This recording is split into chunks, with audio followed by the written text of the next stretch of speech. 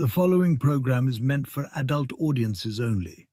If you are easily offended, you are choosing to be offended by continuing to watch. If jokes upset you, whether bad or good, you might end up crying. Being a bitch in life is difficult, I imagine, but you must find a way to continue. For all the haters and lurkers, hope you enjoy the show. For the bigot army, enjoy the show. Don't be a pussy.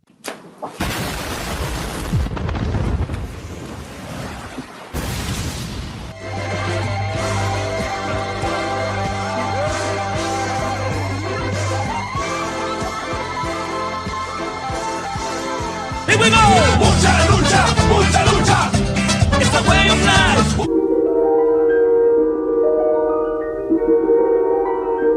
There is a fifth dimension, beyond that which is known to man. It is a dimension as vast as space and as timeless as infinity. It is the middle ground between light and shadow, between science and superstition, and it lies between the pit of man's fears and the summit of his knowledge. This is the dimension of imagination. It is an area which we call the grifter zone.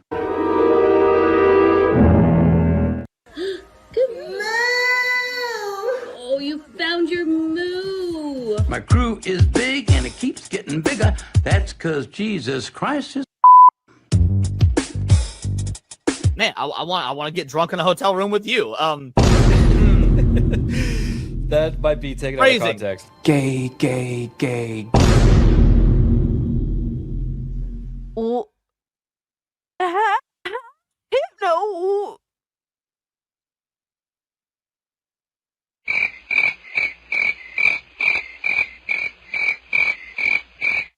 How is it my fault?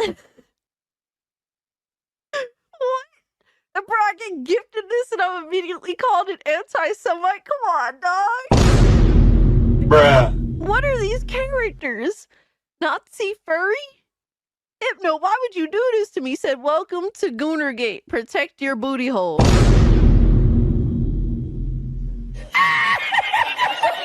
What's up, nerds? It's Alyssa Mercante, Kotaku senior editor, and nobody even wants you here.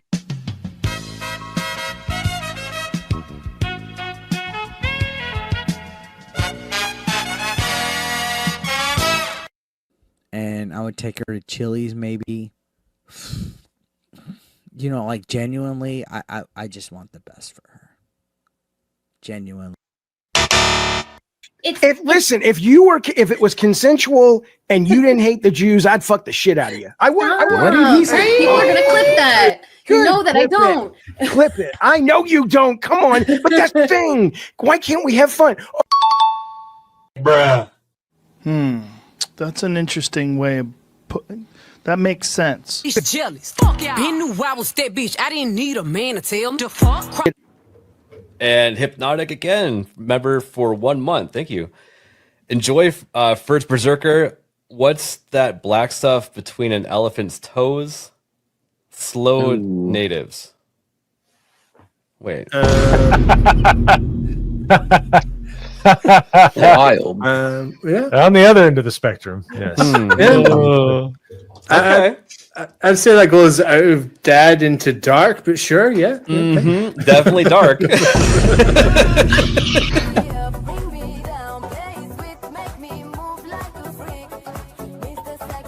Somebody replies and it says, "This is embarrassing."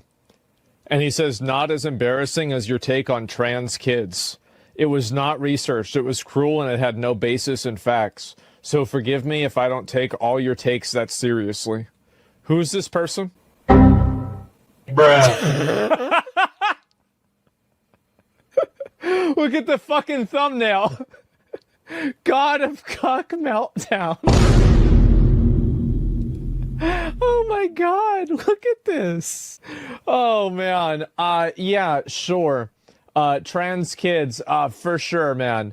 Right, but you're giving an opinion on an article with a headline that's inflammatory. So the fact that you're giving an opinion on what's on screen, can I focus on the inflammatory nature of the headline? Well, can I assume that everything in this article you would agree with? You shouldn't assume. It makes an ass out of yourself and me. Okay, so then down his timeline, you're gonna see a lot of ass and titties. Okay, me on my Twitter timeline, you ain't gonna see none of that. As a matter of fact, like I can show you, I can scroll down my entire news feed on Twitter. Why would you ruin my point? I'm trying. God damn. Why would you ruin it? I didn't do that. I don't know who this chick is. Why would you do that? I can't even edit it out. Ladies and gentlemen, we got him. Someone you love been canceled? Have you been the target of online harassment because of something you said or refused to be compelled to say by the mob? Did you mistakenly think you could be an individual, form your own opinions, and keep all of your friends? Did your social credit score tanked because you had a conversation with, subscribe to, or follow someone who suffers from wrongthink? Have you been called a literal Nazi because you think taking care of one's physical health is important? Have you tried apologizing for your transgressions only to find out you actually poured gasoline on the they-them flames? Have you ever had a politically incorrect thought or, heaven forbid, made an off-color joke?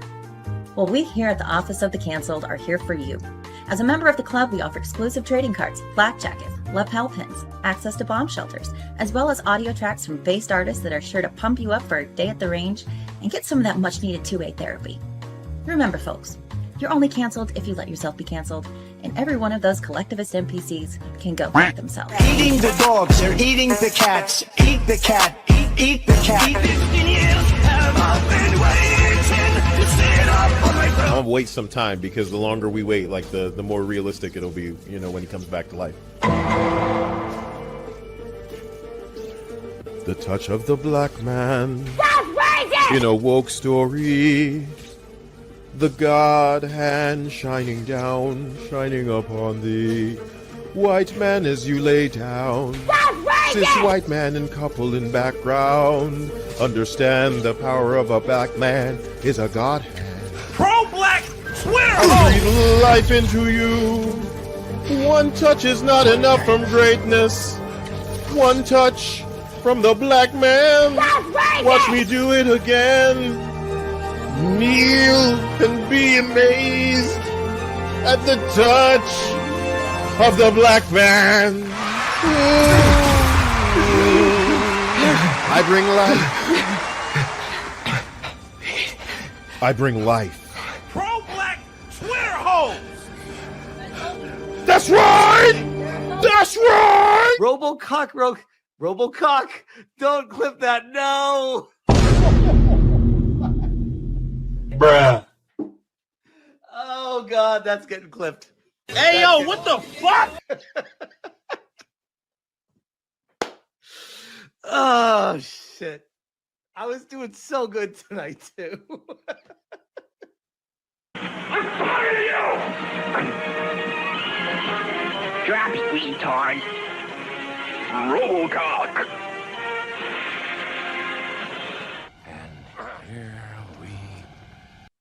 Nyanchi? そうだ。テレビつけてもいいぞ。冒険アニメスパイあーやこれ好きよりによってサイレンサー付きの拳銃だとワクワク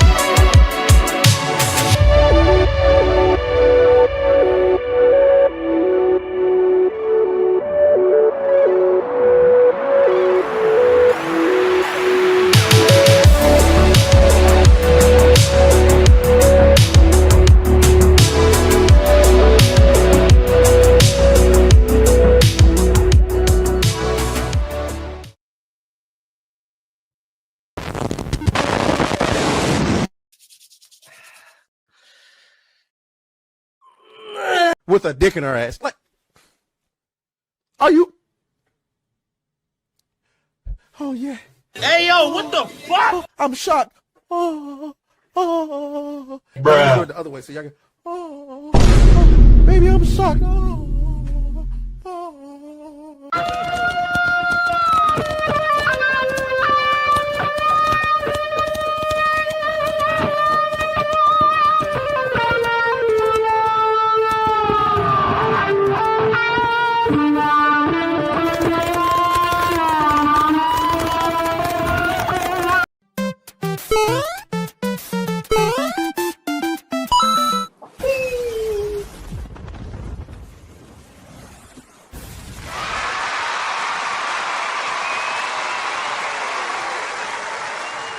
Fuck!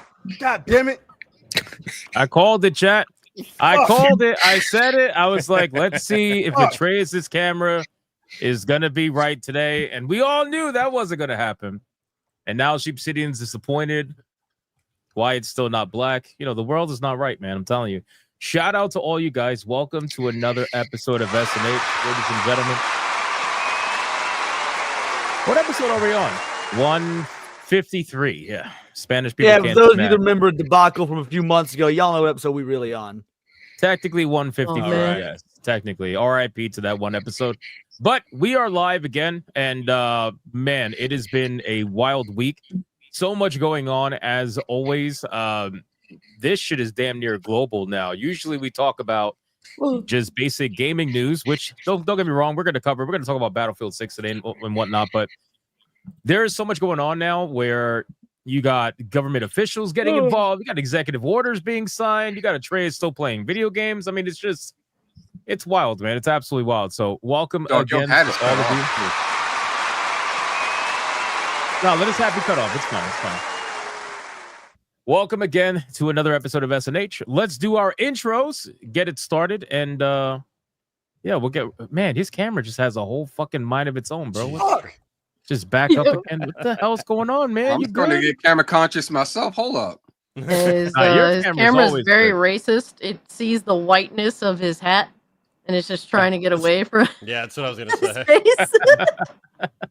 That is so true. All right, Leon, Crazy. take it away, man.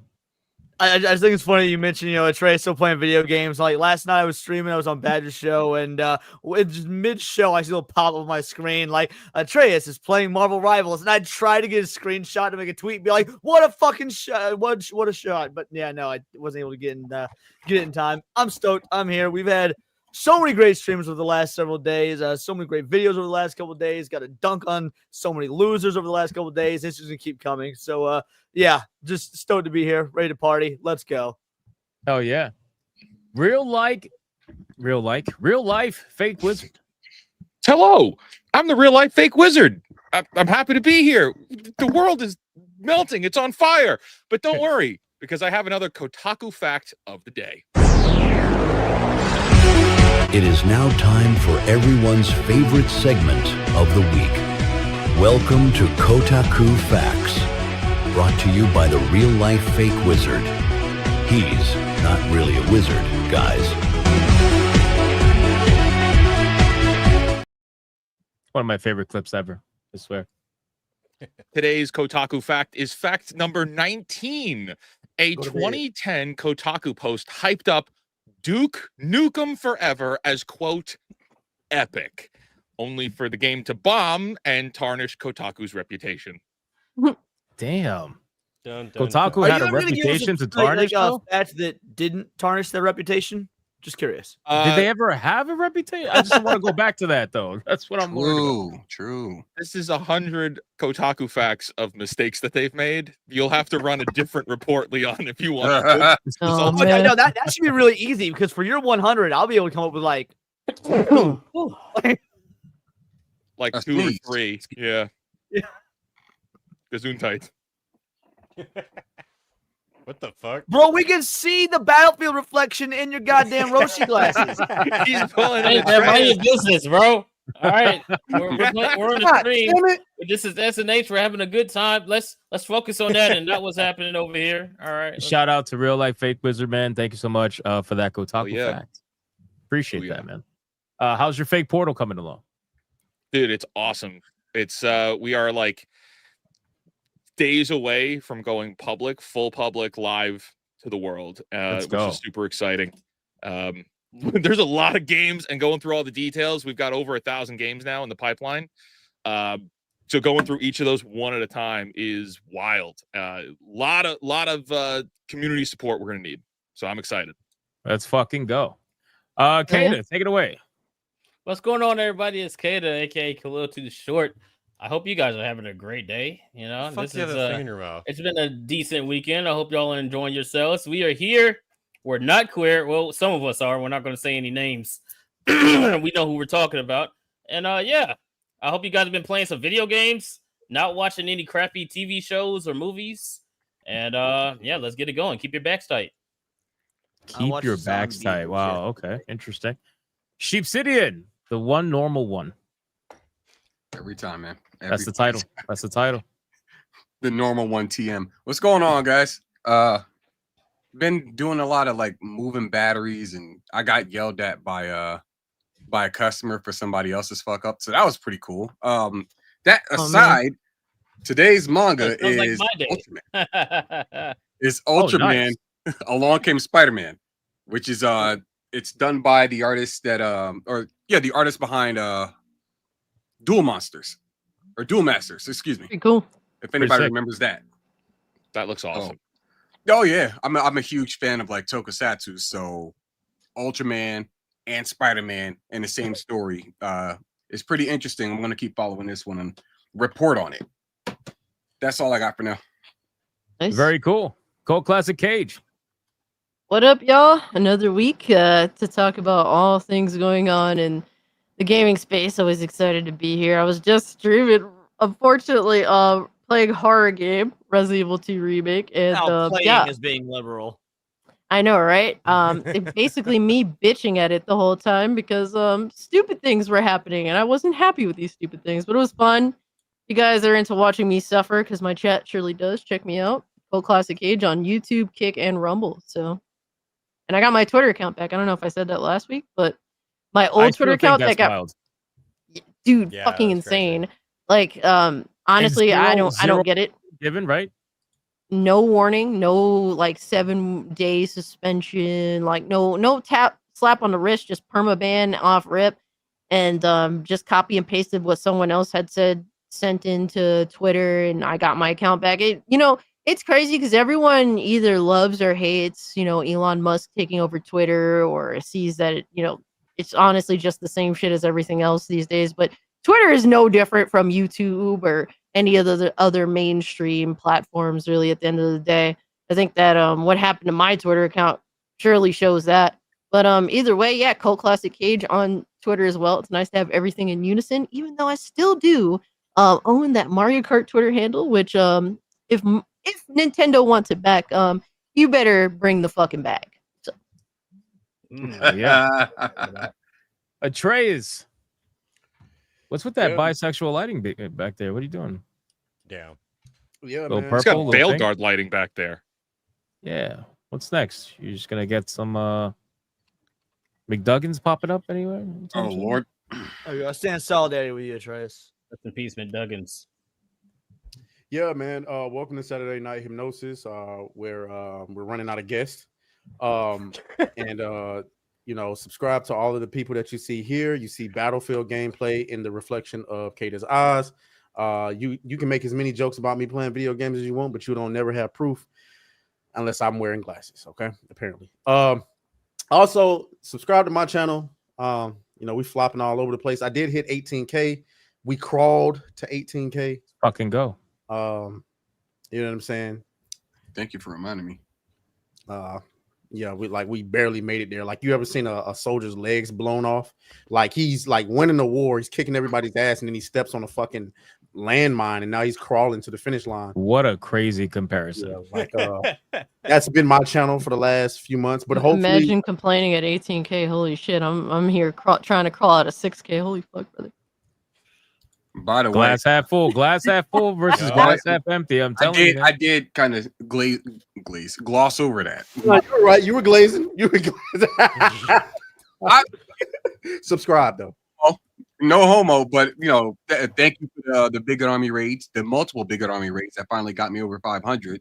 So I'm that much. Hell yeah. Nice. Hell You just got to get the watch time now, and you're good to go. I'm over 2K right now, so that's good. Nice. Very nice. Very he didn't nice. say it, but subscribe to New Blackstreet, man. We got some things cooking up. Because y'all too busy also, playing video games to remind we're going to be each other. playing Battlefield tomorrow as well. So look forward to that. It's going to be great. I'll be that guy. Fuck New Blackstreet and fuck Kata. Atreus' channel needs to grow solo. Atreus, promote yourself. Wait. Does the Atreus computer can handle Battlefield 6? What? Hold on, whoa. Damn. You asked me that? Shots fired. I was about to say of the I mean, two I couldn't Negroes tell. you asking Both of you guys play casual rivals so much that I just, I figured that's all your computers can handle. First of all, and Dustborn. I literally completed damn near everything there is to do in Clair Obscura Expedition 33. That's the first game you completed on stream, finally. Not on stream. You actually did. The 360p. Oh, you didn't complete on stream. There you go. All right. I was gonna platinum the game, but then I realized it's like some of the fucking stuff I needed to get, I missed, and it's like I gotta go through the game again and get it. And I said, nah, we're not doing that. So I'm on Wu Chain. I just started Metro Exodus. So yeah, and then now I will say I got on Battlefield earlier, got in my first match and got bent over. Nigga, I couldn't. Boy, Lord, I didn't know what the fuck was going on. It was bombs going everywhere, bullets flying everywhere. I was getting absolutely destroyed. I was like, yeah, I'm gonna wait for tomorrow. Yeah, Battlefield's a whole nother animal, man. Yeah, whole nother animal. That's cool. Yeah, man. That's cool. That's good. Real man's game. We're gonna talk about Battlefield because the numbers are just like insane. It's insane. It's insane. I don't think people realize just how big these numbers actually are. So it's pretty huge. It's only gonna get better because the thing about like FPS games is a lot of it's flavor of the month. So if people start really hyping up a certain game and talking behind it, FOMO's gonna kick in, and it's only a matter of time. And I think that game is going to be huge. EA hold it. EA is going to EA at some point. Oh, they can never hold it for too long. They always fuck it up at some point. Always. But hey, we could enjoy a semi Battlefield win here for a moment. All those games are like altcoins. One will be really hot for a minute and then it'll just explode. Yeah. That's a good comparison. I'm like, hey, y'all enjoying Battlefield? $30 skins. Yeah. And none of them are serious either. They're like Beavis and Butthead all over again. Better not. Right. Anyway, Wyatt, take it over, man. What's up, everybody? I'm Wyatt's Metal. I'm glad to be here. It's been a minute. I've been dealing with my own bullshit in the metal realm. Last night I found a Reddit thread that was talking shit about me, so I made it. I felt First like time. Hell yeah, dude. I felt like that scene in Goodfellas when he walks out of court and they're like, "Hey!" Hell yeah. But yeah, I'm pretty much not qualified to be on this gaming chat because I'm still playing GTA 5, Red Dead, and Ghost of Tsushima. So I'll be really excited to hear what all the new kids are playing these days. Am I the only person hearing good it? titles. What's up? So I'm the only person. Only person what? Nah, y'all not finna treat me like I'm fucking crazy. No. I honestly do not hear anything. What are you I'm not talking kidding. about, bro? What the fuck is wrong with you? Y'all not Trace is hearing the tripping fuck- out. Nah, gang. Y'all not. Here, I'm why? sure Honestly that not he's got an joking. echo because he's got like an extra tab open with the audio going. Did you forget to No, close no. X videos again? No, somebody's in the man. background Video's of crazy. somebody's feed. It sounds like kids. I know I'm not fucking high, bro. Kids? I got no damn kids. What the fuck? Kids, what are you talking about, bro? Chat. Is the trays high? The fuck is this? Absolutely. Yo, the chat literally says you are fucking This is gonna crazy, bro. this is gonna turn some weird shitty Bro, film like War of the Worlds. Listen, at first I thought it was X videos, but if you're Bro hearing said, kids, I I hear don't want to kids. know, bro. Yo, I Yo, don't yeah, know. that joke aged poorly. Very Yeah. poorly. Release the Epstein list. I'm good. That joke aged very poorly. I'm glad I wrapped up my intro before this. Yeah, seriously. On that note, welcome to SNH 153. I'm glad something's getting wrapped up. That's crazy. We got a lot we got to go over. Like I said, it's been a wild week between censorship news that has been rampant every single day. It's always something. But we do got some gaming news we got to go over as well. But before we do any of that, okay, now I hear it too. What the fuck is that? I heard something for a second, but What the fuck was that? Okay, exactly. Okay, I ain't crazy. Okay, cool. Okay, well, Every that's not stream is true. haunted. The stream is haunted.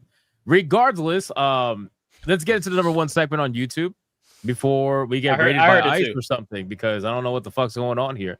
So this segment is known all around the world as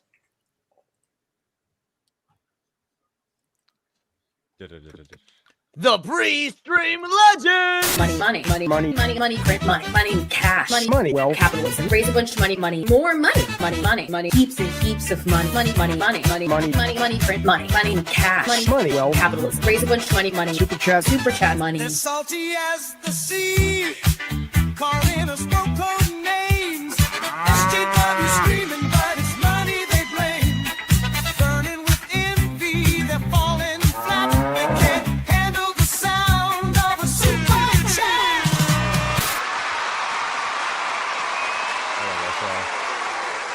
pre-stream legends. We got a lot we got to go over, so we're gonna bang them out as quick as possible. We got Adair Soto starting the membership train with the one hypnotic membership. Shout out to you, I appreciate it. Blue Octopussy for a 5. There were 2 astronauts in space. One said, "I can't find any milk for my coffee," and the other responded, "In space, no one can hear us cream." Jesus. Nice alien. That's crazy. That's insane. Mr. Blue Cthulhu for a 5. I know a podiatrist who makes house calls. He drives around in a tow truck. That was for Kato. That was definitely for Kato. Nick Havoc with a 5. Last night I played poker with some weed smoking cows. It was a real high stakes game. All right, something's going on, bro. You guys are like, y'all are just back to back to back, back to back to back. Bro, another one. Blue Octopussy with a 5. I love putting on warm underwear fresh out of the dryer. Plus, it's fun to look around the laundromat and guess who they belong to. What the fuck, bro? This is insanity, bro. Back to back, back to back. That never, bro. Nah, this shit was. This is a legitimate. Like when those wokies say coordinated harassment campaign, this is what they mean. This is a coordinated. Fantastically, amazingly brilliant becomes a member. Shout out to you. Thank you so much. Appreciate it. We got Captain Killerguns with a 5. I know Hypno's going to be late and gay, so I'm going to go make some coffee while I wait for him to hit the big red button. Is it a red button to go live? I don't think it's red. But fair enough. Fair enough. No, it's actually blue. It's blue. It's red if you want to end it. The stream. It's blue to go Yeah, live. you don't want to hit the big red button right now. That would be bad. Push the big red button. Fantastically, amazingly brilliant. 14 months. It says Hail King Bigot and all the panel. Hope you're all well. Bad joke time. Oh, no. Did you hear about the kidnapping at school? He woke up. That wasn't bad. Shut up. That was, yeah. I usually read them ahead of time, so I actually that one appreciate that one. read. Why did the coffee go to the police? It got mugged. That was not as good. That first one legit got me. They're both. Yeah. I hate y'all. Cryptic Manga with it too. Are we blaming Griff God for being late and gay? Oh, always. Wait. That's Grift Grod. Oh, Griff Grod. Wow, I said it so fast.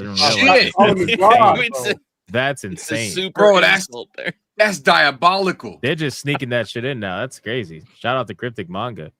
It always be your own. And then Fantastic, Amazingly Brilliant gives 5 membership. Shout out to you. Thank you so much for the 5. Diz the Jizz for 13 months. Why don't nuns wear bras? Because God supports everything. Hell yeah, dude. That's crazy. Paul Q with the 5 memberships. Shout out to you, Paul Q. Thank you so much, man. Guy's been dropping memberships like crazy. Jack Mabry for a 20 banger says this episode brought to you by Hypno Coffee. Special bigot, bro.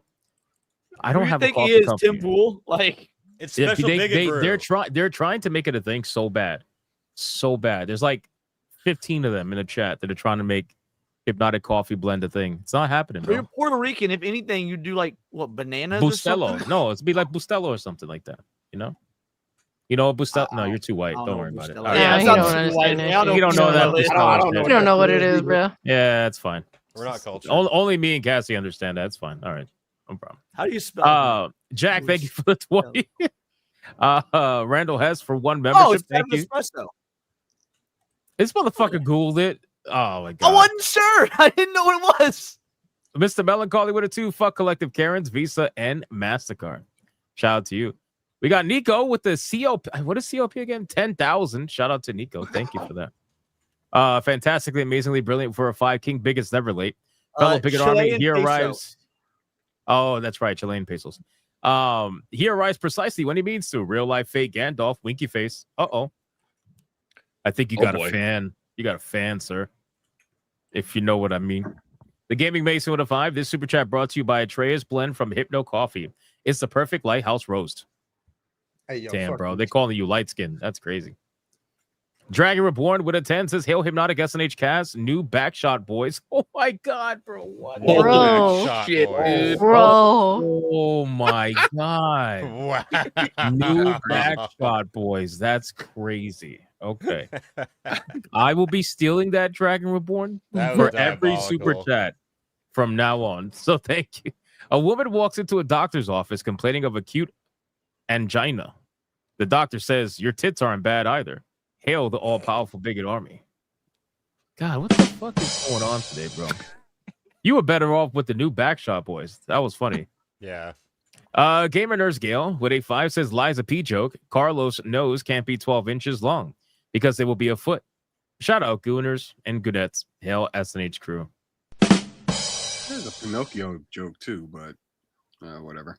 Golden Apples 199. Hail the ultimate Gooner. Shout out to you, brother. Cryptic Manga with a 5. Sheep gets a spear. Chim Chim gets a spear. Grodd gets a spear. Everyone gets a spear. Now Chuck. Them objects. Shout out to Cryptic Manga. Thank you. I got Wow. TJAP Steve with a 2. Congratulations to Shipsidian on 500 subscribers, bro. Hell yeah. Yeah, that was awesome. Everybody came together to make it happen. It's great. Shout out to y'all, man. Y'all the goats. It's great. How you enjoying Singularity? I don't know if you saw the fucking the one fucking creature on the dome. You know, I shot this dude and he just started flying away, like flapping his fucking arms. And then nigga went to Zion. That shit was funny as hell. I could not stop laughing, bro. Fantastically, amazingly brilliant. Damn, with the $100 Red Boy.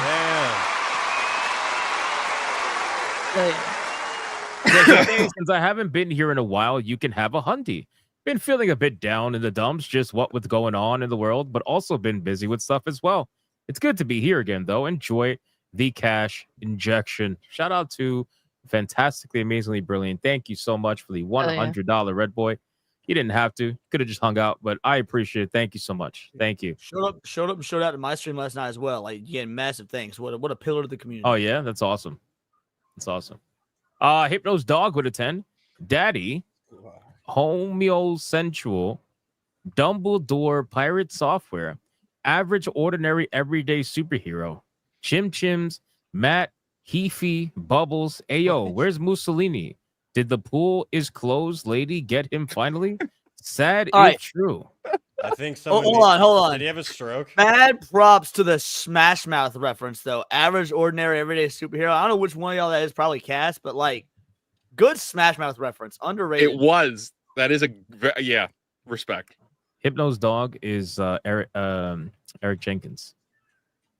That's what that is. What? How? What? Since when? Isn't it? Yeah, wouldn't that be Hypno's Monkey?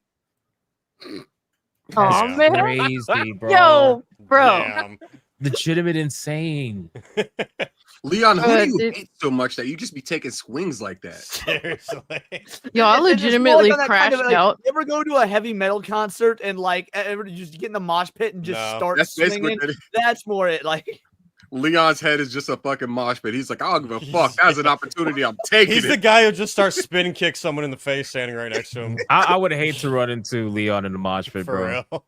I tried to throw my 11-year-old in one a couple weeks That's ago, but they nice. weren't having it. So I would get CPS. That's great. Yeah, Eric No. right there. CPS. I would get the medic No. immediately and be like, white boy down, white boy down. Nah, just to They're prove used to it. that we ain't the only deadbeats. That's crazy. Oh Hutch my Games, God. 4 But months he, says, I but didn't he hear was there anything. with this kid, Atreus. Oh, yeah, but I was trying to get her dead beat. Like, That's true. I definitely didn't hear it at first, Hutch Games, but I heard it after. So I don't think Atreus is totally crazy. RDH with a 2. When isn't Atreus high? I don't smoke.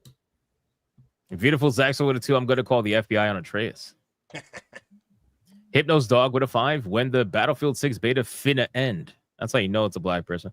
I might end up missing it. Never updated my board drivers. Shame on my lazy throw banana on self, then on bubbles. Bro, this account is Jesus wild. Christ. Oh, bro, he reusing his bananas. This is wild. RDH with a 2. Where the heck is Hey, Smash hold on, wait. GT? No, that's an Ayo. What do you mean he's reusing his bananas? Ayo. You say he throws a banana on himself, then you. Like, Why I'm would you throw saying your that's banana on recycling. yourself? It's good for the environment. Like, Recycling, Atreus.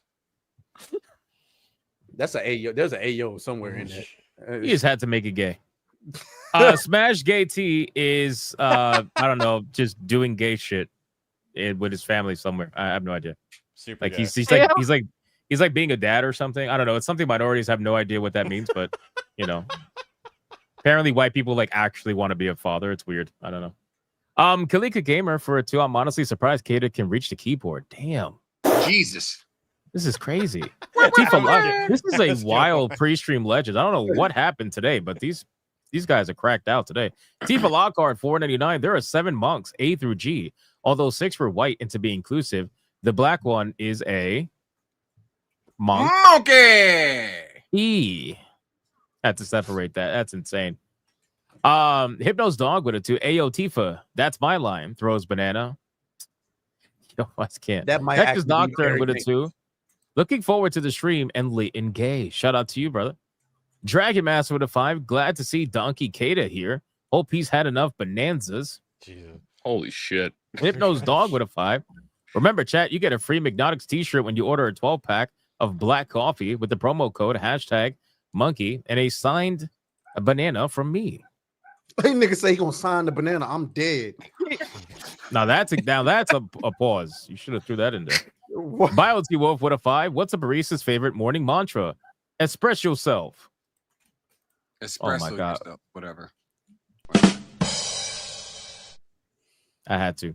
Diz the Jizz with a 5. Notice your mom's slow. I know because it's her 9 months to make a joke. That's hurtful. That's insane. That's not bad. That's insane. Clap Douglas with a $6.99. Why did Jesus quit playing hockey? He got tired of getting nailed to the boards. P.S. Dead or Alive 2 on Dreamcast is the original Gunnar game. base. Shout out to Clap Douglas, man. All right, a couple Yeah, more. Next is 100%. Nocturne with a 5. What's the worst thing to say to someone straight out of rehab? What's crack-a-lacking? God damn, son. I'm not even gonna drum it. Not even gonna drum it. Hypno's dog with a 2. Nah, Cassie is pirate software. Throws banana. That's crazy. Oh, so Yeah, that makes fuck sheep. you. 'Cause, you know, you say he's the only normal one. So average, everyday, ordinary superhero. That makes sense. There you go. Misatu Katsuragi with a 4.99. I went to the zoo to see the monkeys. Later did I knew I accidentally went to No, son. Damn, dude. Come the fuck out, man. Holy shit. Crazy. It's crazy. I appreciate Raging- the racism. I really do. I appreciate it too. Raging D head with a 2. Kata's brown and goes toes down. I should stay Hypno's where I dog was with a at. 5. This just in chat. New promo code for Hypno's traditional green espresso blend. Just use code #Bubbles is gay for 25% off your first green espresso blend. And on that note, we are caught up on YouTube. Going over to Rumble really quick. Rumble. Studio Mims with a 20. Hail Hypnotic and the talented Hypnocast guest. SNH guest. Hypnocast is every other day. You all rock, no hype. Hail to the Rumble chat crew. You guys are second to none. Hail Rumble, the last free speech platform. Let's do this. And then he gives some membership right after that. And then we got Death Star with $1. Says Hypno's so fat, gotta have a full tank of gas to drive around him to kick his ass in Street Fighter. I still haven't. You never beat me in Street Fighter. It's fine. Butter Biscuit with $1. I know you're not a Manhwa fan, but check out Starting Over as a Tree. MC is an OP tree. It's aliens and beasts being savage. Also check out Demon Magic Emperor. Martial arts goodness, not brain rot. All right, I'll check it out. Starting over the But tree. you're right. It makes sense, man, since Manhwa has its roots in manga. Anime Media 500 gives a membership. Shout out to you. Grade the merchant for $1. Hey, all, congrats on each of your own personal achievements. Smash is not here, huh? It's quiet. We're gonna have a great time. Love all. Real Friendship talk. beads. No, hold on. family. No, hold on. I want to push back a little bit. Wait. I want to push back. Can I interrupt you really quick? No. Okay, I'm gonna do it anyway. Like, no. Friendship Beads by Sonia's Beads. New Blackstreet should grift coffee. Adair Soto with $1. Hypnotic. I got everyone for a joke, and they would love to hear it. Knock knock. Who's there? Karma. Karma who? Karma's a bummer, isn't it? Nobody was happy. Adair Soto. I'm sorry. Then he says, I have another joke, and I might have to repent myself for this. What is the difference between Batman and a black man? Batman could go into a convenience store without Robin. Holy shit. That one's better. It's still bad. They're both horrible. There's some thoughts behind it, but it's like you definitely need to repent for that. All right, last one. Gray the Merchant for $1 says New Blackstreet gay espresso. Sheep being a goat. Cassie dominating. Wyatt awesome. Leon and real life fake wizard chilling as hell. Hypnotic handling all dad jokes. We are gooning and making waves. Shout out to Gray the Merchant. And on that note, we are fucking finally caught up, man. This was a wild one. You guys are insane in all the best ways. Thank you so much for your continued support. All right, man. We got to get into the topics. Like I said, we got a lot to talk about. We're just going to start right off with the big one. I mean, obviously, everybody knows what's going on with the censorship, what's going on with payment processors, what's going on with Visa, MasterCard, PayPal, Stripe, all these fucking companies, and Steam and itch.io and whatnot. Apparently this thing hit global levels. Everybody and their mother was talking about it. I even saw lawyers on YouTube, LawTube, covering a lot of the nonsense that's going on, covering terms of service for Visa, MasterCard, what they actually mean, considering that nobody really knows what they mean since they're so vague. But one thing that happened recently was pretty huge.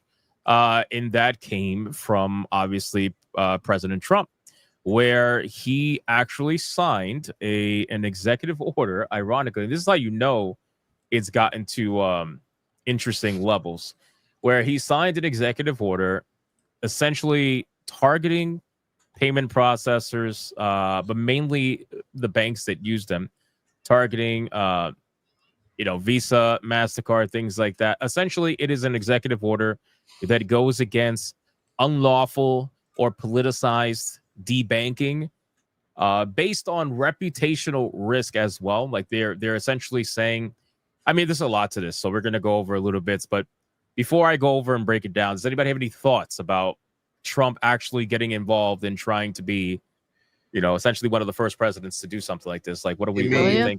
It means gamers are the blueprint. We're the ones that get shit started, get shit going. And this motherfucker, like they love to blame Donald Trump being elected twice on Gamergate. Well, maybe there's a little bit of truth to that. Maybe we're the ones to get shit done around this motherfucker. It is the strongest medium on the planet right now. Yeah, it's as far as entertainment is concerned, gaming is the strongest. There's the most money behind it. The fact that this brought gamers in was like bad news. it was not good for them because now everyone's going to find out about it. And just to clarify really quick before we get to the conversation, because people, anytime we talk about a political figure, there's always somebody who's like, oh, so you guys like Trump, right? But he didn't release the Epstein list. Like, let's be very clear. He needs to release the Epstein list, okay? Yeah. Like, I want to make that very, very fucking clear. But when he does something proper and right, like, we need to call that out too. And this is shockingly one of them, because I really didn't think that this was ever gonna be a thing. I mean, sure, certainly not this soon, not this fast. Yeah, I thought that maybe it'll be brought up in Congress. Maybe they'll try to introduce something, over the next few months that might be passed into law, or maybe. But I didn't think that Trump would be like, all right, executive order specifically. Nah, dude, my headcanon for why it happened so fast though is like, because JD Vance, he a gamer. We know JD Vance is a gamer. He's talked about it. So my headcanon is he likes these Gooner games. And then some declared shout shit went down. He's like, yo, Trump, I can't play, Mirai Nikki XYZ or whatever. It's time for us to do some shit. Like, I think this is a JD Vance power move because his games are affected. Mirai Nikki is Future Diary. I just threw out some Japanese sounding shit. I know Mirai Nikki's Future Diary. I was hoping no one else would. Fuck you, sheep. You're on a panel with anime heads. What the fuck? All you're right, right. You're right. Whatever. Isn't it good to know that I can't name any fucking Gooner games? Hold on, really quick. We're not calling out super chats until the segment's over, but I gotta call out this one only because the lore behind it's hilarious. This female gamer with a 2 says, this gamer girl says Orange Man did good. I love it that there's people that are actually titling themselves this female gamer. That's great. I appreciate you guys. This female Anyway, gamer. continue. Who else got some thoughts? Who didn't go? Why? this is- Cassie. No, Go ahead, this is great. You know, honestly, I understand that people have issue with Trump. I have issue with Trump. But like, as much as obviously we want the Epstein list to come out, because it's like obviously a given, right? If you actually want to see some heinous fucking people be outed and brought to justice, obviously that's what you want. But you're never gonna convince people that somehow a positive for them directly is somehow worse than like an indirect negative, right? Like, two things could be true at once. Obviously, Trump's wrong for letting the Epstein list stay, you know, whatever. But this is obviously a big positive that's going to directly affect us in a positive way, because you have people in power that are telling us, hey, you know, with money that, hey, we're going to dictate what you can and can't indulge in entertainment wise. And obviously this is obnoxious. This affects everybody across, you know, gaming specifically, if you want to discuss gaming, but, you know, this affects, you know, the creators, it affects the gamers, it affects the storefronts. You know, this is overall a positive for so many aspects of the entertainment space that it cannot be ignored. And so it's a great thing.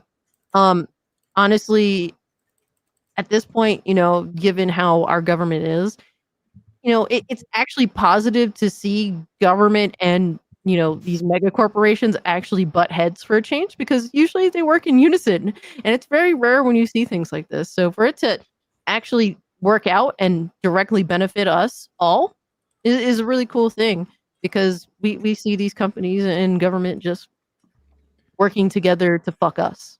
And With no lube. Exactly. What'd you say, Leon? Unfortunately, what? Unfortunately, I don't. I'm not trying to be black pilled, because I like seeing this. I'm glad everybody's positive about it. I am as well. But Here we go.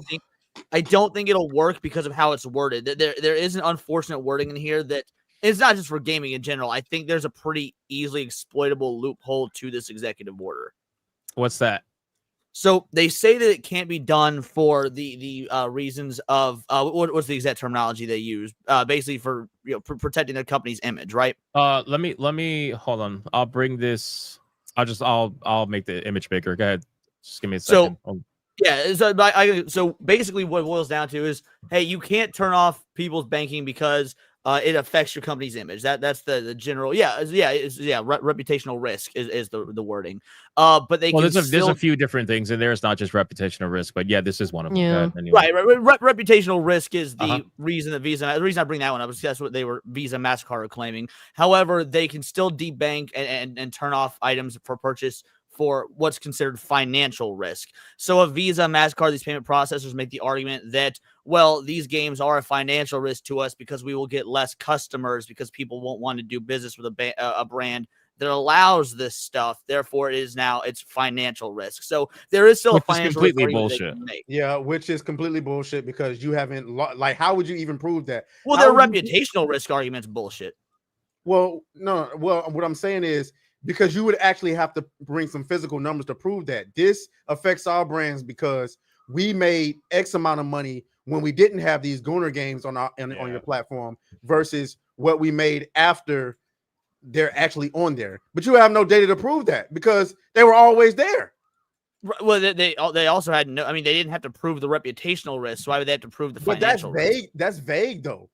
That's the reason why it's a problem, because it's so vague. I could say that, hey, listen, because there's Gooner games on your storefront, this church sees us a certain type of way and they won't do business with us. I mean, it's reasonable to believe that a church would say, we don't want to do business with you because you work with a storefront that sells corn video games. No offense to the church. They're really not going to says the exact same thing. Is that not still financial risk? They could be like, no. well, hey. No, because with the financial risk, you have to prove revenue loss before and after. Like, you'd have to, like, you can't say for 50 years we made X amount of dollars on your platform, but we would actually gain more money if we made you remove certain content on there. How would you prove that? You don't have I no think data. you would only have to prove it if it got challenged, though. Otherwise, like, Yeah, you know what I and mean? that's why the word risk matters. You can't prove after risk. Risk is Yeah. a prerequisite. If something is risky, it means you don't know the outcome, so you're taking a chance. There's no after, because at that point, risk isn't a factor. Does that make sense? Hey, man. Subscribe. I think. Listen, I think this is a good step in the right direction. I think that obviously this could be abused in some way, just like everything else was abused before. If you think that, you know, Visa and MasterCard is just going to take this executive order and be like, yep, all right, well, we're done. Like, no, that's obviously not going to that's obviously not going to happen. But at least the point is to make it more challenging and extremely hard for them to get away with shit like this, because to be real, their TOS, you know, if you guys have read it, it is unbelievably vague to the point where they have hundreds of fucking pages of literally nothing. It is so vague that it's like somebody telling you a novel only for you to realize that there was no story the entire time. That's how vague it was. And they keep it vague for a reason. So I think what this is trying to do is attack that vague nature of their TOS by specifically mentioning certain things that are out of, you know, one person's personal control. That at this point, you know, a lot of people have said that banking should be considered essentially, I think Asmongold said this, like a utility. A utility. Yeah, it should be considered like a utility, and I kind of agree with that. Yeah, because I agree. there's nobody in this world that can do any fucking thing without banking these days. It's almost impossible. Sure, people could say cash is king, whatever. At the end of the day, but it's just not. It's not working out that way. It's just really not, right? Because They literally shut Kanye West down when he was debanked. It did not matter. Nick Fuentes as well. Right, he's probably one of the bigger examples of that. So let me read this. Let me read this, and then we could like give our thoughts on this specific portion about reputational risk and politicized unlawful debanking. So it says, within 180 days of the date of this order, each appropriate federal banking regulator shall, to the greatest extent permitted by law, remove the use of reputation risk or equivalent concepts. So for people covering financial risk and shit, well, the equivalent concepts could be something that could fall under that, right? So if you could say, well, you know, it's not reputational risk, it's financial risk. Well, it's equivalent concepts. There should be, you know, none of that. That could result in politicized or unlawful debanking, as well as any other considerations that can be used to engage in such debanking from their guidance documents, manuals, and other materials other than the existing regulations or other materials requiring notice and comment rulemaking used to regulate or examine financial institutions over which they have jurisdiction. The removal of such concepts shall be made clear by each appropriate federal banking regulator through formal guidance to their examiners. The federal banking regulator shall also consider rescinding or amending existing regulations consistent with applicable law to eliminate or amend any regulations that could result in politicized or unlawful debanking, and to ensure that any regulated firms or individuals' reputations considered for regulatory, supervisory, banking, or enforcement purposes solely to the extent necessary to reach a reasonable and apolitical risk-based assessment. So now what do we do? Do you still think the financial risk thing could be a avenue that they can explore? Because of the ending part, the enforcement purpose solely to the extent necessary to reach a reasonable and apolitical risk-based assessment. So let's just use the Gooner games as an example. That is not necessarily political. It could just that is they can make an argument. I'm not saying it'll work, mind you. I'm just saying that I can see that trying to be exploited. Them claiming that it is an apolitical risk-based assessment. That, you know, we've got these problematic products that less people will now use our service because we allow that's. Again, I want to be wrong. I hope it's wrong. I do support this bill and this idea. All I'm saying is this looks like that could be loopholed. As a whole, this is still a W. So even though it could be loopholed, do you think that they would then not respond with some form of I guess you could say edit, change, or something along those lines? Oh, no. They would. That's going to be the real interesting part about this is seeing the legal cavalcade that this causes, because really, to my knowledge, there's not precedent set for any of this, like previous court filings or anything, nothing that I've seen. So this will create that precedent. This is definitely, it's a matter of when, not if, and I'm very interested in the journey of when and how this volleyball is back and forth. Do we? Well, go ahead, dude. I'll ask the question after. Good.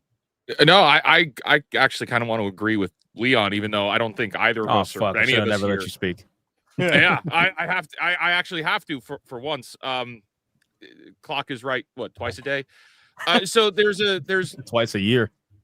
The big thing here is that the credit card companies have made it clear where they stand on these games, whether or not Collective Shout's involvement had anything to do with it, or if this is something that was planned ahead of time.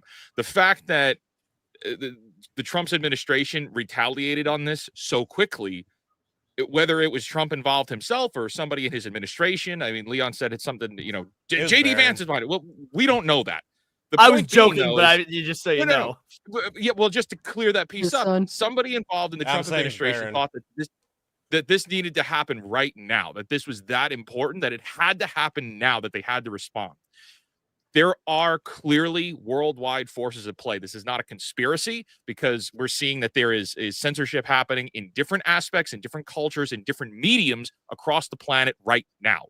The credit card companies will find a way to get around this, or to try and articulate in different ways to move around this. And remember, this is just the United States. A lot of these things will still be impacted in Australia, where Collective Shout is based. So this is definitely one pawn move on the chessboard, but they will try to retaliate. And I've always said too, with groups like Collective Shout, they're piece of shit groups, obviously, but my problem with them is that they're trying to go past their backyard, right? So if they want to be activists in the country they're in, I mean, we have our own activists that we got to deal with. If they want to be activists in their country and advocate for whatever, then let them fight against their people and see who comes out on top. My issue with them is they're trying to enact this on a global level by going after the money, which then results in multiple different countries being affected by this, because it is global, right? They're trying to take content down that's available worldwide, and they keep trying to bring up, well, these games would be illegal in Australia if they were classified. So deal with Australia then. Why the fuck are you trying to take it down from the entire planet? That's when you deal with your own government officials. You let your own people speak for themselves, and you figure it out from there. But the moment you try, go ahead. Sorry, it used to be back in the day, gamers would hear that a game got banned in like Germany or something, we'd laugh at them. Right. Because okay, that's they got to deal with their own people. That's what it is. Yeah. But this is something that they're trying to do, because these women love power, man. Let's just be real. And they're kind of like a scapegoat for the real people that actually do have power, that are pulling the strings behind a lot of this stuff and trying to enact censorship on a more global level. This is why we are seeing the age verification Trojan horse kind of rear its ugly head, which, by the way, the 13th starts on YouTube. So that's going to be interesting to see how that goes for a lot of viewers. Because I know it's not going to affect content creators too much that are monetized on YouTube. It's more so going to affect YouTube viewers, right? That's going to be the curious how is this going to go situation, where viewers, if the algorithm starts magically tagging them as under 18, we can't verify whether or not you're under 18. Do you mind giving us your ID real quick? Because let's be real, the algorithm's going to do that. The algorithm's going to eventually tag everybody as under 18 just to see who's willing to give up ID or not. That's basically it. So I'm curious to see how that goes. But we'll stick to the topic of this. So now this second part here focuses on the payment processor specifically. It says, within 120 days of the date of this order, identify all potential clients denied access to payment processing services provided by the financial institution or any subsidiaries through a politicized or unlawful debanking action in violation of a statutory or regulatory requirement under Section 7A of the Small Business Act, or any requirement in the Standard Operating Procedures Manual or Policy Notice related to a program or function of the Office of Capital Access, and provides notice to each victim advising of the denied access and the renewed option to engage in such services previously denied.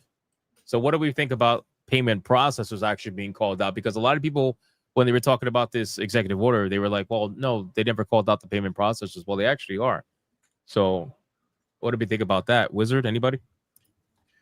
I mean, oh, go ahead. I'm sorry.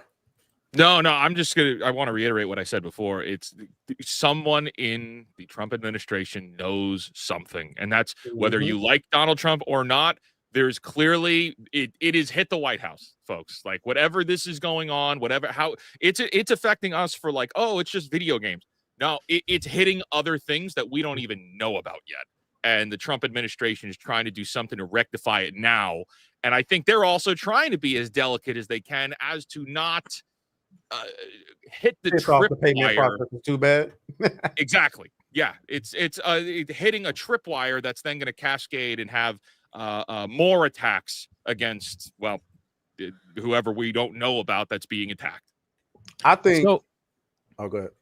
No, go ahead.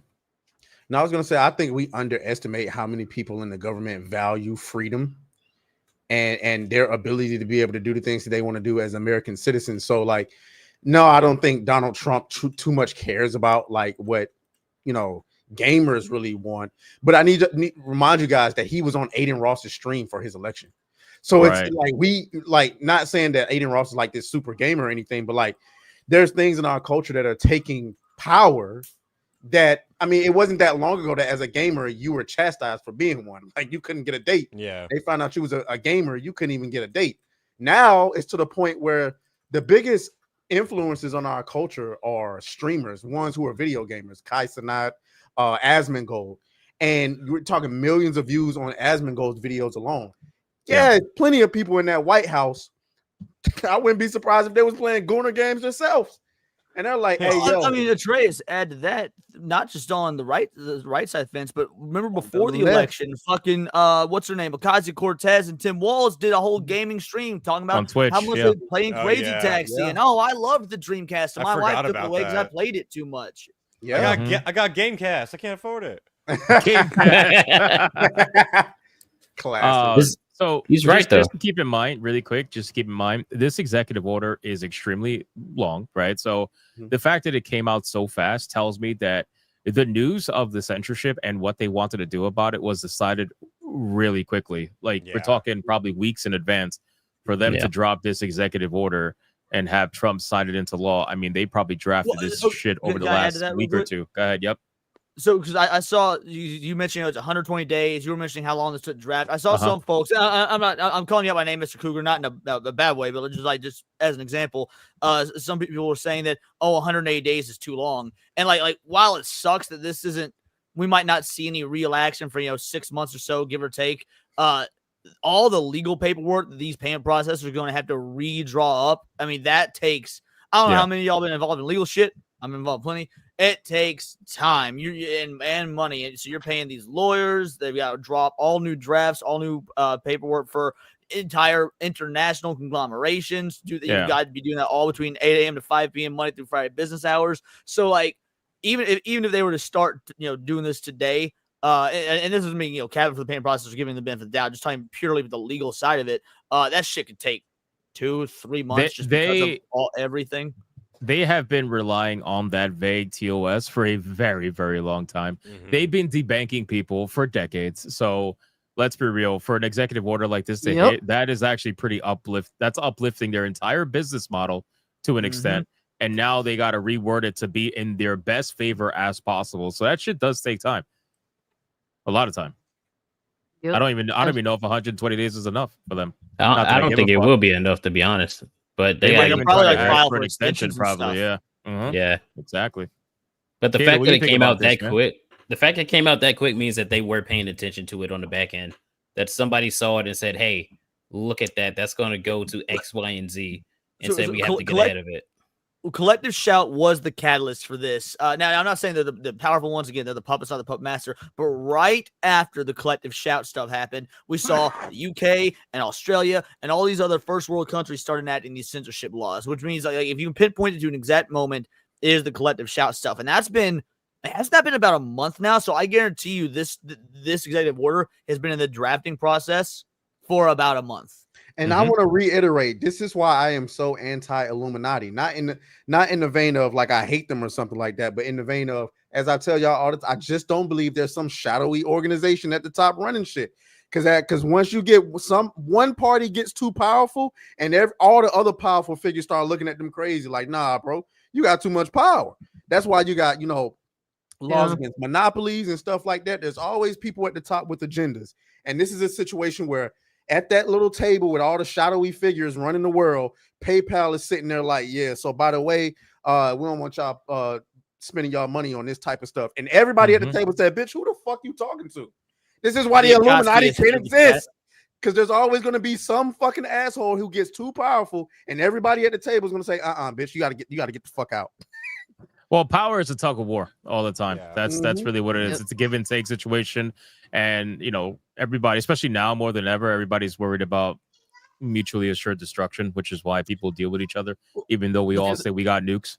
The Fallout show handled this brilliantly. Like, I know a lot of people were divisive on the show. That was great, but the Fallout show, you got that round table. If you had, you had Vault Tech, and you had, and they were all like, all right, we have different ideas of what we want. We've got different ideas of the power and who needs to be on top. At the end of the day, we've got this one interest where it all aligns.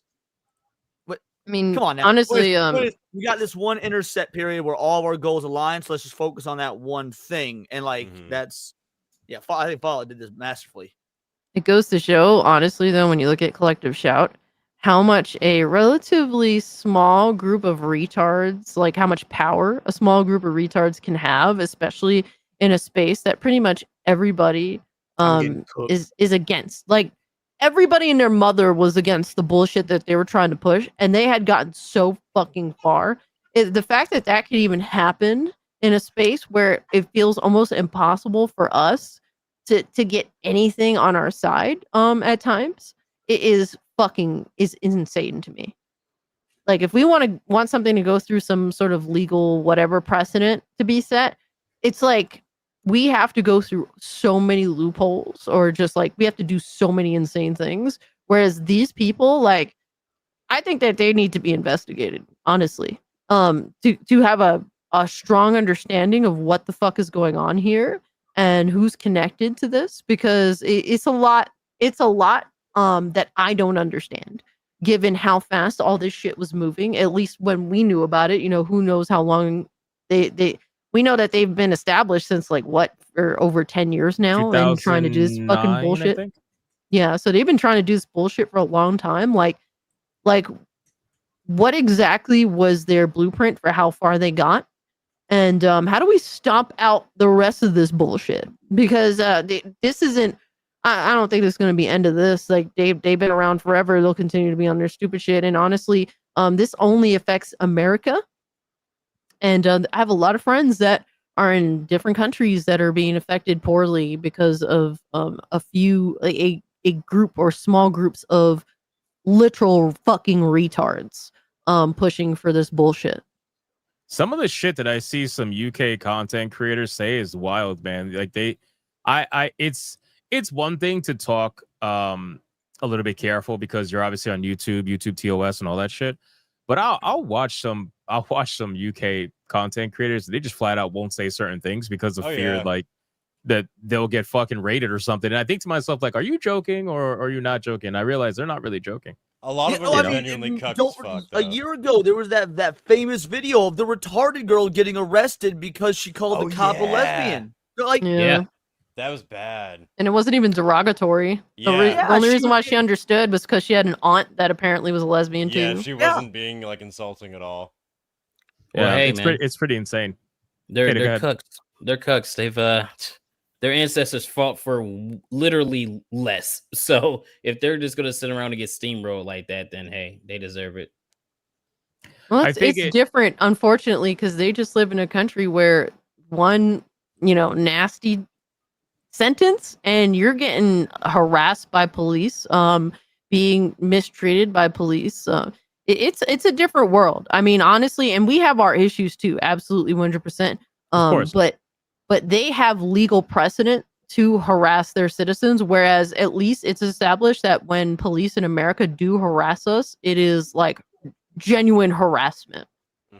There's people in the chat right now saying that, you know, words are basically actual violence in the UK. It's fucking crazy, bro. Like, yeah, I can't, as much as this country is fucked sometimes, and trust me, it is sometimes. But like at the end of the day, bro, I can't imagine living kills me? in anything like that. I can't. It's crazy because it wasn't always that way. Like I used to go there often years ago, and You know what's truly sad to me in this whole situation is that I know some content creators who are, you know, have been previous military, and they were like some of these same people who have like fought and served to protect our freedom was completely fucking okay with credit card providers literally like big businesses, mega corporations limiting our power and our freedom and our ability to buy what we want. Like that shit blows my fucking mind even right now that you fucking assholes, that's like, bro, you serve to protect our freedom. Why are you okay with fucking corporations limiting that? You fucking clowns. Because they're being funded by those corporations. They're ideologically captured too. That's the problem. Like, Insane.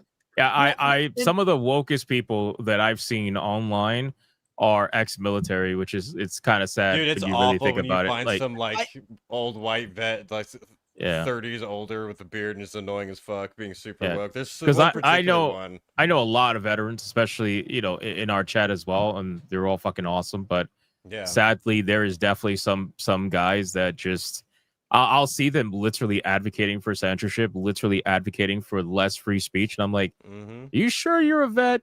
You know what I mean? Like it just seems odd because most of them do not act that way, but there are some that do. So I get it. They're definitely out there. It's odd. It makes me wonder. Maybe I'm getting a little bit too tinfoil hat for this, but like it makes me wonder how many folks are in live streams like this that are like actual, if not government plants, some sort of plant. And the reason I say that, it sounds crazy, but I was watching this Asmongold video, and it was about a month ago, and it was one of his videos titled like "What the fuck's happening in the UK" or like something like that, and people were getting arrested for like praying or memes or whatnot. And so he's reacting to all the arrests, and there's this dude in the chat claiming to be from England, being like, "This isn't really happening. This is bullshit." And he's like, "I would know. I'm from the UK." And he's like, "What are you talking about? Like, I'm literally seeing." He's like, "No, this is fake news. This is a video from a year ago." And I don't remember how Asmongold responded, but my thought was like, "Okay, so you admit it was happening a year ago, which whether it's now or a year ago, even if that dude is correct, means it's happening." And so it's like, but why would he say this isn't happening?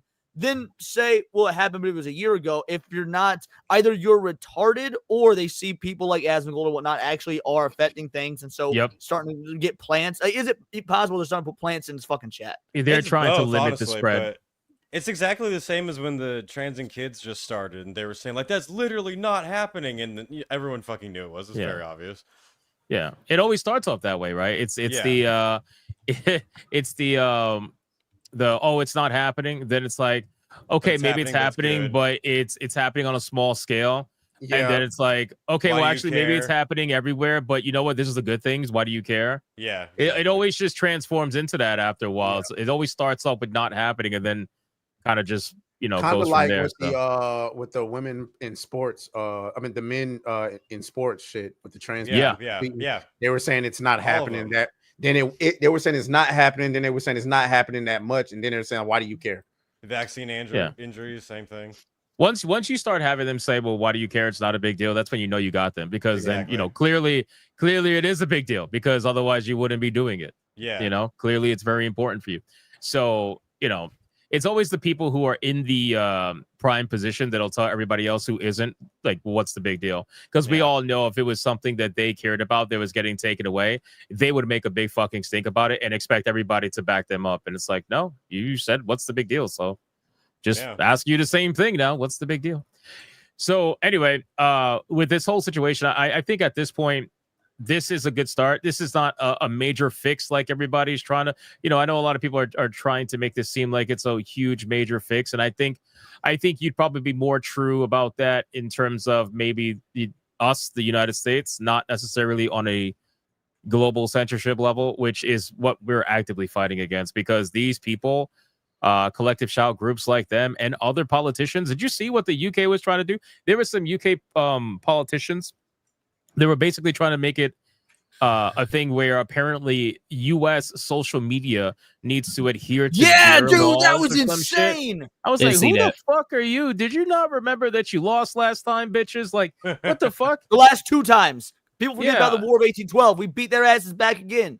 So I was like, who are you, bro? When I saw that, I was like, get the fuck Well, out of here, isn't dude. Candace Owens being sued by somebody in the UK government? No, that's the French. That's not No, even that's close. France. That's the French. Jesus Nobody fucking likes the French. Christ. Sorry for the French in the chat. But no, but seriously, all jokes aside, that shit was insane. I saw that, I was like, get the fuck out of here, bro. The moment you, and this is what I'm saying, right? So you guys want to police your own backyard? Go for it. Like, I have no fucking right to tell, people in the UK what they should and should not be fighting. That's up to them to decide. But the moment you start trying to go to other countries and saying, well, I want you to have our worldview, go suck a fucking dick, bro. Like, that's not going to happen. And look how fast something got done, even though it's a small step, the executive order. Look how fast something got done when a bunch of random gamers got very upset online and made this shit trending on pretty much everywhere, and this is why we made the joke, where we said gamers are the last bastion, but it's true. Every time something negative affects gaming, shit gets done. Normally, Every it's like time. 9 out of 10 times, that's what happens. And Every it's single because time. this is the biggest entertainment medium in the world. Don't ever let them forget that. There is more gamers than literally anything in the fucking world. So what's crazy to though think, is no, go ahead, Cassie. I was gonna say, imagine if like Nikki Haley won instead of Trump or something like that, because she wanted forced online like anonymity, like being completely removed. Like she was all for that shit. Imagine, like it's crazy to think, like despite her not beating Trump by any means anywhere, I think if I'm not mistaken, she Nowhere. was getting fucking destroyed. Like the sad thing is we were close to having to basically give up all of our private information to who knows who the fuck on the internet. That bitch was quite a couple of steps, step or two away from the White House. Crazy enough, and it's so sad that that really people believe in this kind of nonsense. Because it's like the fact that you trust big government or these big mega corporations to do this shit. Bro, this is a big reason why I'm happy. I'm multi-streaming. Because if this YouTube shit happens, I want people to have every opportunity to be able to go wherever they want to and avoid, giving up your internet anonymity, and still continue to be able to watch the content and have fun with me and the audience. Yeah, I think I also noticed that it's a lot of women usually that are advocating for the removal of anonymity on the internet. I don't really know why that's Which a thing. is A lot of wild these because women, let's be real, with as much makeup as you wear, your ass is pretty much already non. Here we go. Here we go. Am I wrong? Here we go. He's not lying though. He's not lying though. Yeah.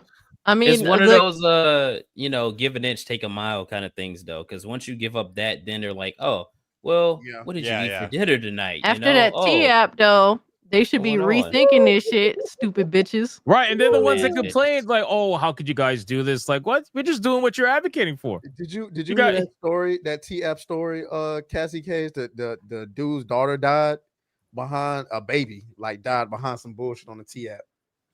Really? Yeah, Oh my god. Chick posted her boyfriend. Chick posted her boyfriend, and a bunch of women started lying about fucking with him, and so she sent her brother over there to Get the fuck out of him. here. And then they got into an altercation, so the brother left, came back, and shot at the house, and the baby got struck. Jamie, can we pull that up? Fucking god, bro. Jamie, pull that up. That's Insane. legitimately infuriating. That's infuriating. Yeah, that's like one of those nothing videos you pisses watch me on off Body more. Nothing pisses me off more. Like there was a story recently of a guy who was accused of sexual assault that just got out after 34 years of being falsely. Oh yeah. And They only gave him $1 million, They gave right? him $1.7 million, and that's it. I was like, get the fuck, bro. Nothing infuriates me more than a story of a false accusation. Oh yeah. And then the woman ends up fucking feeling guilty when she's old and dusty, and then come to find out, the guy's life is fucking ruined over it, and all she gets is a slap on the wrist. She gets to live her whole life, die fucking old, and this guy lost, half of his life. It's insane, bro. anyway. right before she dies, she's just like, "Oh yeah, I did lie about that, huh?" Yeah, But here, you know what's the worst? That guilt always comes for you at some point. You know, Oh, you may yeah, be for good sure. at first, but that shit's gonna You come for you know at some point. What's Crazy. truly even worse than that is that there will still be people, even though it's been proven that the entire case was totally fake and it was totally fraudulent. There will You'll never still let be it go. people who will say I think he did it anyway because I don't Yeah. like him. And no Exactly. matter Or how that much believe all Dude, women. I deal with that shit in facts metal you throw all out the there. time. Oh To my prove god. your point, not even dealing with like a man on Blue Sky. If you go to Blue Sky and look at that Culture Crave post about You Gina should have Carano, stopped if you go to Blue Sky. Nobody's going to Blue Sky. Yeah, I'm just bro. kidding. Go ahead. Oh man. I'm just saying, if you go over there, you look at that Culture Crave post announcing the Gina Carano situation. Yeah. Those fucking retards are still melting down, saying Yeah. she's a Nazi, despite the fact that Disney Yo. acknowledged that they wrongfully fired her. Oh Like, yeah. what the hell? Dude, Another I've been thing, dealing with this too- exact same Accusation I deal is with death this exact same in this thing in culture. metal too. Yeah, people decide I don't like that person, so they're guilty no matter what. Another thing too, men really need to stop stepping in for their women's fuck shit. Like if your woman is, or if your sister, or if your woman is choosing to be a stupid bitch on her own accord, she got to step to her own bullshit. You can't be stepping up for her like that, bro. These women will do not do it. Stop doing it. The problem, don't- Cassie, is that like these women are their loved ones and they go with their, you know, the sob face, they're crying their eyes out, they sell the story. Absolutely. And of course, like your initial reaction is always going to be like, who fucked with my But- sister or whatever, you know what I mean? Like that's Just going to be crocodile tears. The woman doesn't care about you because she'll send you out to the war that she started. I think it is. I think it is That's happening. the way that they take advantage of you because men got this natural, at least a good man has this natural protector mentality. So like they're gonna step up because that's biological. Right. Look, I think start it a is lot happening of less fuck and less, shit. but still. Look, I start a lot of fuck shit. You know, anywhere I go, I don't care. But guess what? I look, my fallback plan is myself and my peace. That's it. I'm not dragging anybody else into my bullshit. That's what it is, bro. I don't think about a fallback plan other than myself. That's If it. I ever saw Cassie in some bullshit, I'd be like, she fucked your mom, didn't she? Like, come on, be real. That's what I'm saying. It's like we all know Cage got her back. It's like It's like Well, we've seen her exactly. survive It's like, that, people. if I saw Atreus in some fuck shit and Cass in some fuck shit, I'm gonna jump in the moment to help Atreus. I'm gonna look at Cass and be like, she got this. Oh my god. Funny, that's pretty much the same shit. It's like with my me and my wife have this discussion all the time, and she was like, you know, if I don't get to him, if I don't get to him first, then that's a problem on my behalf. And it's like, all right, you know what, you got it. I'm not even gonna jump in. I'm just gonna let it play out. Let it play out. Yeah. Yeah, but Yeah, I honestly, again, men should be, and it's crazy to say this, but women have totally lost track of family, of self-preservation, of nurturing. They are fucking lost when it comes to that shit. At this point, it's the men that have to step in to diffuse. And that's crazy to say at this point, because usually men are the ones to start. But no, now it's women. And men have to be the ones to diffuse situations. If I had a son, I'd tell him, like, if you get into a situation, take it outside, make sure there's no women there, because if there's women there, it's gonna get escalated. It's gonna get worse. Men, 100%. If it's just men, you'll find a way to diffuse that situation because don't nobody want to lose their life. Yep. crazy situation, man. All right, final thoughts, man. Final thoughts on this entire topic. Better for worse. Good. It's a good step in the right direction. Yep. Good step in the right direction. This is the next chapter. Do we think this is going to happen on a or I should say, let me rephrase. Do we think that this executive order is going to affect anything globally? Do we think that there's going to be other politicians that might look at this and think of ways to try to enact this similar in their country if they can, if they even can? Whatever. But only in countries that have already more or less stated that they're down with Trump. Like I bet we will see some shit from Brazil, for example. I don't know if this is affecting Brazil per se, like this censorship stuff, but like Brazil, I guarantee you'll be like, didn't Brazil try to down. take down X? What do you mean? Yeah. Well, not Brazil, Argentina. Sorry, Argentina. I was gonna I say hate Brazil. you, John. How dare you disrespect Brazil's Javier Milei lost, like bro. that? Yeah, no, I'm sorry. I don't know why I said Brazil. I meant Afuera. Argentina. Afuera. Exactly. Afuera. Yeah. Chat, My you bad, can cancel my bad. Leon. Don't worry about it. It's fine. Oh man. You know all them South Leon, Americans and afuera. whatnot look alike. I was gonna say he basically pulled the "you all look the same" situation. Yeah. That's I insane, did, bro. and you kind of do. Like, What do you mean? What have you seen Brazil? Anyway, it's whatever. It's fine. So So yeah. What else? Anybody else? Thoughts? we need that soundbite of that motherfucker. Was it calling that dude a snaggletooth motherfucker from Harlem Nights? We just need that to shut Leon up sometimes. We really do. But you know what? Fuck. Can I do a final thought? It doesn't really relate to this so much as it relates to something Cassie said. She's talking about how long the legal proceedings take and whatnot. Atreus, I got a pitch for you. You need to create a character. You know what a djinn is? Like a genie, DJINN, djinn. Mm-hmm. So the way like real life fake wizard, he has a persona as a wizard. You should have like a persona that's Jin Crow, and you just like really racistly cover certain topics. That's insane. Okay, so somebody in the chat just said that Leon is the Tier new 2 goal. RRA, and you just proved it right there. Yeah. To be fair, Leon always complimented Ryan Roger Afe. They would kind of bounce off each other's racism. That's true. But yeah, I'm saying it should be a Ryan. character you play. Jin Crow. I think that's clever. Legitimately insane. All right, anybody else? Boom. Final thoughts? Nope. All right. Buckle up, folks. This is just the Hose me next tripping. chapter in a story that's never going to end. We are living in a reality just getting television started. show, and it's just getting started. Buckle up. Yeah. Yeah. Yep. We are legitimately just getting started. All right, let's change it up from that bad news. Let's go to some interesting, fun news, and then we'll change it up after that. What? I thought we established that was good news. It was, but the situation's still overall bad. Oh, Yeah. Let's talk about Battlefield 6. We got Battlefield 6 is on the headlines. Hey, and hold on 1 second. Can I talk? Wait a minute, 1 second. Can I? Was that the children's sounds we were hearing all the whole time? Yeah, I think you're the only one with a kid here. No, they Or just maybe not. started. She just got here. Shout out to No Hearts Left who just gifted me Battlefield 6, by the way. Thank you for that. Nice. God damn, what a legend. Damn. Trey's about to So go. it's okay to you just quit the show now since you're going to be spending all your time doing that and hanging out with geeks and gamers. Yeah. I will never leave SNH unless I'm kidding. All right, say hi and say bye. Say hi and say bye. Hi. Damn, she got the Hi. same hat Atreus has. That's crazy. So, say bye. Crazy. I've seen Atreus wear the same thing. That's Yes, fucking fine, yeah. hilarious. Did All she right. borrow it? No, say bye. All right. That's crazy. All right. Battlefield 6. We got Battlefield 6 in the news. So, a couple things about Battlefield 6. I mean, for those of you that have played it, you could give your thoughts on it. But one of the things I want to cover before any of that is what's the word I want to use? The felting, I guess you can say, of Call of Duty. Bro, Battlefield 6 open beta is doing numbers. It is doing some impressive numbers, and I know there's people out there that are going to feel what they want to feel about EA, and I'm all for that.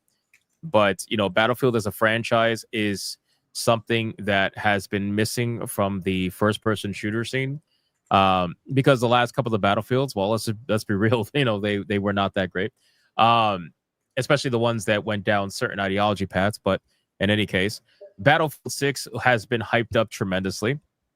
And there are all kinds of people playing this game. And keep in mind, just to be transparent, this is a game that's being heavily pushed by paid streamers, which is, this is why I feel like the number is pretty high for partially that reason. But it's also a very good game from what a lot of people are saying. This game actually surpassed, ironically, and I just want to, again, this is all on Steam. But if we were to go to Call of Duty Black Ops, I believe 6. Let's see. They're up to 6 on these bitches now. Jesus Christ! Me and Atreus tried to get the charts. Yeah, what's the numbers today? I don't know. Yeah, there's no numbers for them. Did they take the numbers down? Either they took the numbers down, or it's just like they're just counting all of the Call of Duty games all at once or something, because it just says Call of Duty. No, they specifically. I know that the highest was 451 or something like that. Yeah.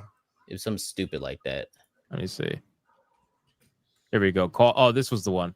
So Call of Duty. That's the one I saw, but it just says Call of Duty. It doesn't say 2.8 years ago. one. So hold on, 2.8 years ago was the release of Battle Black Ops 6? No, that was it was Cold War, I think. I think it was Cold War. I don't know, dude. I stopped playing Call of Duty 2.8 years ago. Well, Yeah, I think regardless, it was Cold War. they did meld them all together, which I find to be highly sus. But regardless, they hit an all-time peak of 491,670 on Steam. To be fair, obviously it doesn't include consoles or anywhere else the game's available. I think it's available on BattleNet now too, obviously with the merger with Microsoft. But 491,000 on Steam, and the open Modern beta. Warfare 3 was 2023, which would have been 2.8 years ago. There you go. Fair. Okay. And now Battlefield 6 open beta hit 521,000 5 hours ago, and it continues to climb more and more and more. And it's not going to do anything when the game releases. It's not going to do anything to get better because there's going to be so many people that weren't able to play this beta because of reasons, family, other things going on, and then everybody who played it. Huh? It's dropping again next week too. I'm not playing it. I can, but I'm not playing it because I told you I don't want to play. I want to wait till release, but I could definitely add myself in there if I wanted to, and I'm sure there's a lot of people like that. So Yeah, I didn't everybody's play it gonna be either. talking great about the game because from what I played, the little bit that I played, I was getting felted, but I was getting felted in a great way. Like, Hey yo, hey, Is that a pause? What is we doing, man? Hey, you can't just let that go, bro. Yeah. just another shocked moment. You need to repent, Nah, bro. dude. What the fuck? Hey, man? yo, what the fuck? Hell no. Nah, bro. Stop it. Get some help. As a Battlefield guy, dude, that game's so fun to play, man. It's everything I've been missing since like Battlefield 1 time. Even though I like 3 and 4 and Bad Company 2 the most because of the modern setting, it feels, I hate to say the phrase, it is a literal return to form, like legit. Like People have been saying it's very similar to Bad Company 2. Please tell me y'all telling the truth. Yes, it is. It is 100%. Because that is my favorite Battlefield. I'm not so or none. I'm not like the biggest Battlefield guy, so my opinion may mean nothing, but like it did feel like I was like in the war for real. It is fun, man. Well, that's what it's supposed to do. It's supposed to make you feel like that. It did feel like that. You know what I'm saying? I was pinned down by a goddamn tank for a good 5 minutes. Oh, thank God you said tank. Okay, well, he can mean a different meaning with the word tank. You never know. Is it a guy named Tank? You got felted in a good way and pinned down by the tank. Trace, what the heck's going on? Just gets gayer and gayer, bro. Yeah, what's going on, dude? That's Gayer and crazy. gayer. But yeah, I'd recommend it, though. if it's like Bad Company 2, genuinely, then you know, as a super fan of Bad Company 2, that makes me excited. It's a mix between 3, 4, and Bad Company 2 for sure. Like of all the best ones. It's so what makes it so good since you've been playing it a lot. So what makes it okay, so for somebody that played a lot of 3 and 4 and Bad Company 2, I guess the sound design is probably the best thing that I could say about the game.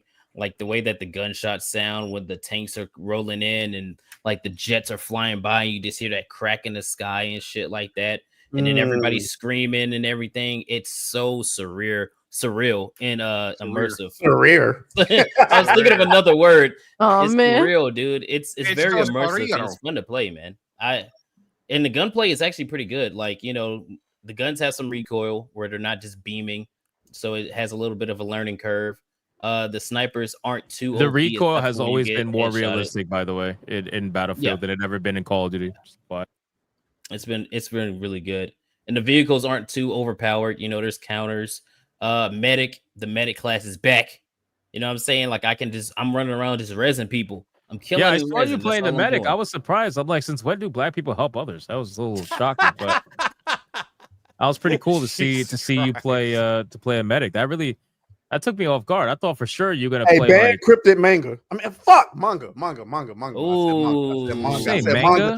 Hey, that I sounds said like manga. strike 3 to me, man. That's strike 3. two gay jokes and a manga mispronunciation. That's just we just collected all them L's. All right, that's fine, no problem.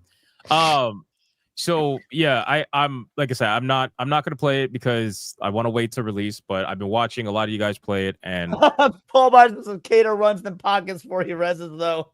Oh God, nice. Oh, God. Nice. I need mine. Hey, I'm from around the way. I'm leaving here with some. Now, so let's talk about the numbers, okay? Because obviously, people are enjoying the game. I mean, I think that's pretty self-evident. We thinking these numbers are going to go even higher. Like, how long is this beta, by the way? Is it almost over, or? Yeah, so it's over tomorrow, and then next week, next Thursday, they're doing it again. They're going to add, I think, 2 new maps and then another game mode to it. So Okay. Damn. Do we think this is legitimate competition to Call of Duty? I feel like that's an interesting question to ask. I had a conversation earlier, because there's always gonna be normies that are gonna play Call of Duty, of course, right? Yeah. But I was having a conversation of the core audience is the ones that get the normies, right? So the core, all you see, because a lot of people are on the internet, right? If all you see are the people that play Call of Duty saying, "Oh, I'm tired of this shit. I'm tired of the Beavis and Butthead. I'm tired of the cheaters in Warzone. I'm tired of the TTK being trash." And people saying they're tired of Call of Duty, and all you see is people saying, "Oh, I want to play Battlefield."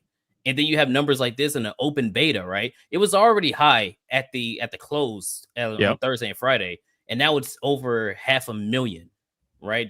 That's not small numbers, and this is just Steam. No, because you also have to think about PlayStation and Xbox. There are people playing it there as well. So there's going to be people that are going to go, well, you know what? I'm going to go play Battlefield. And unlike, 10 or 13 years ago, where there was a multitude of different military shooters that you could go to, now all you have is Call of Duty, really. So with Battlefield coming back and it's a legitimate competitor, I definitely see other people playing it, especially if the new Call of Duty comes out. And if the leaks are true, you have some more goofy fucking skins and people see the campaign that's going to be dumb. It's going to turn people off. It's turning a lot of people off. So I do see it as a competitor. However, I think that's a great thing because speaking of competitor, can I ask a question for those of you that play these sorts of games? Because I'm not sure. Keep talking about it. I know that Call of Duty used to be big in like the competitive gaming tournament scene and whatnot, but to my knowledge, it's more or less fallen off, right? In that department, a little bit. Yeah, it's more. Is this gonna? Do you think Battlefield 6 is also gonna take up that mantle in the actual competitive play scene? Nope. I don't see. That's not the kind of game that it is. People don't really, and that's the best thing about this beta is you see the Call of Duty like streamers go over to Battlefield and they're trying to do what Call of Duty does, and they're like, oh well, this guy has like 3 guns. I don't really like that. I can't bunny hop. I can't do this, that, and the third. It's turning off those kind of streamers, which means that the casuals are definitely going to enjoy it, which are going to make them play even more. So all the hype that I see about there's not going to be like a people turn it tournament off. scene for this, like there is for No, there's never been like that for Battlefield. Oh, thank you to No Hearts Left who just gifted me Battlefield 6. I just. Oh yeah. You are selling me on the game. It's fun, dude. I'm telling you, I think we should do a Saturday night hypnosis stream. Well, maybe not on a Saturday night. We're streaming now. I mean, that's not. We should do a stream. But like I'm all the telling things you. you just said about Call of Duty is shit that I never liked. That's why I stopped playing it. So if it's a lot more kind of realistic, intense game, that's way more up my alley. Yeah. You know what I mean? And then there's also just like it's the little things. Like when I get a headshot and you hear the ding, and like when you're leveling up, you got the level up sound. It's awesome. And then like the end of match music that starts playing when the team is about to win or lose. It's like little things like that, which are really good. And I just like the fact that classes are back because that was my major complaint. You got to see it with on all the shit with 2042, which is ass. There were no classes. And I very much like that they have classes back and that they matter. Screen game. I ain't gonna lie. I bet that shit looks crazy. I feel like that really has brought a lot of people back, like the return to classes and whatnot. Oh yeah, dude. I will say they do have to go back to weapon lock though. They got to go back to weapon lock. What you mean, like the fact that I'm running assault with a sniper? You think they they got to go back to weapon lock. Like why you say that? Because assault could only have the assault rifles, and then you have engineer. They can have the SMGs. Support. They got the LMGs. Snipers go to the recon. I don't like the fact that my medic can have a sniper and he's like sitting on the fucking back instead of coming up and healing people. I'm not a fan of that. And they need to bring back the server browser from the older ones. That's going to incentivize greedy medics that just worry about keeping themselves alive versus being a team player and trying to actually be part of the group and shit. I can see that.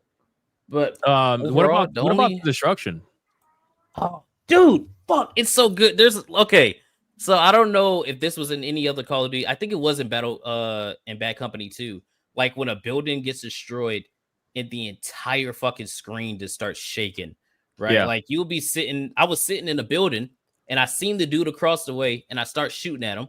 And then as soon as I peeked again, fucking RPG hits the wall, whole thing starts coming down. You know, I'm trying to get out of there and the whole building is shaking and falling down. It's fucking awesome, man. You can take down all kind of shit. I am What time upset does that it it's end not tomorrow? What time does it end tomorrow? I actually don't know. Because we might need to start the stream early. If it's, I didn't know it ended tomorrow. I actually don't know. We got to find it out. I will say, bro, if you've played Battlefield and you miss Battlefield, this would be the time to jump back in and play it, like 100%. Kind of sad I'm not playing it. Not gonna lie to you. Damn. Bro, you should play it, man. You should. I just don't like playing betas, bro. I don't. Very rarely did I ever play a beta for a game because I would want to play it at release. I don't want to get tired. I don't want to get tired of it before it even comes out. Well, no, I'm just annoyed I can't keep leveling up. You know, kind of like hit the max.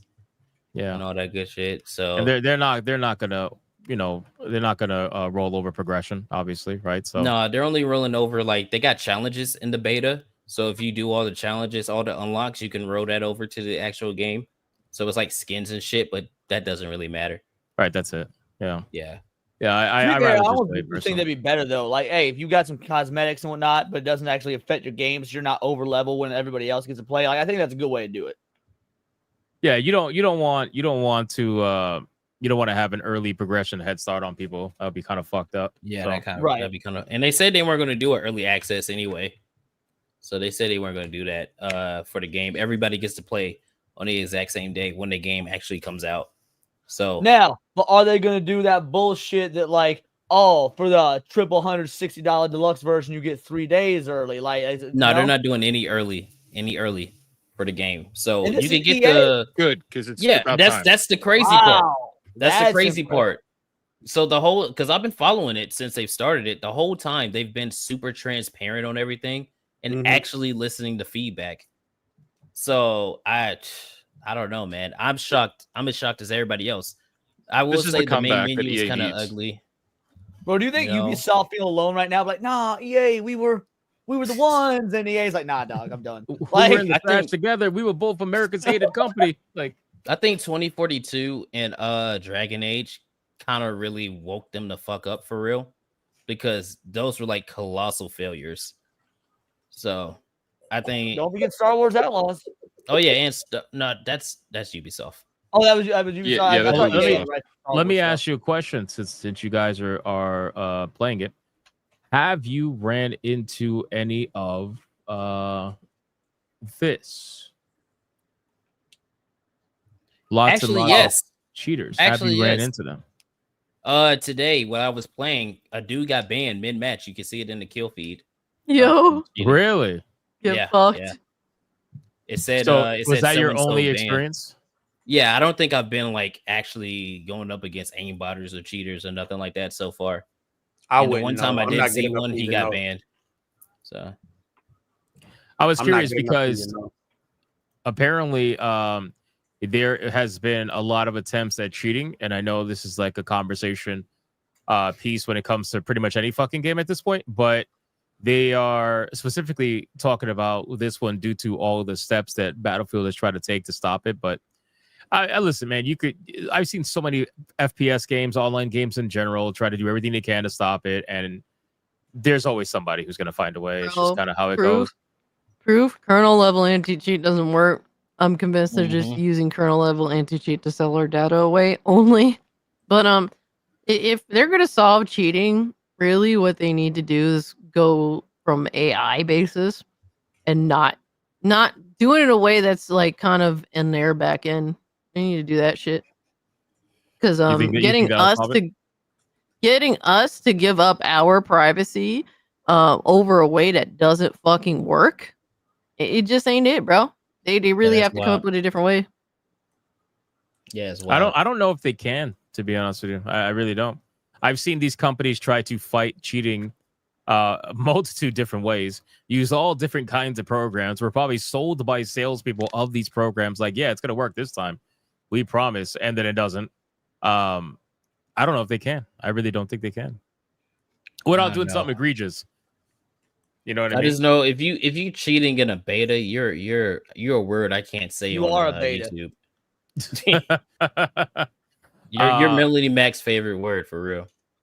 Bro, there's people out there that genuinely just like fucking with other people. That's the fun that they find in multiplayer video games, to go online and just fuck with people. Right? That's just kind of how it goes. These are the people that will play like PvP games that have full loot on. So like you could just kill someone and take their stuff. You know what I mean? Trying to snipe me from across People enjoy that shit. But overall, I think Battlefield 6 is really proving to be something that a lot of people were, number one, looking forward to.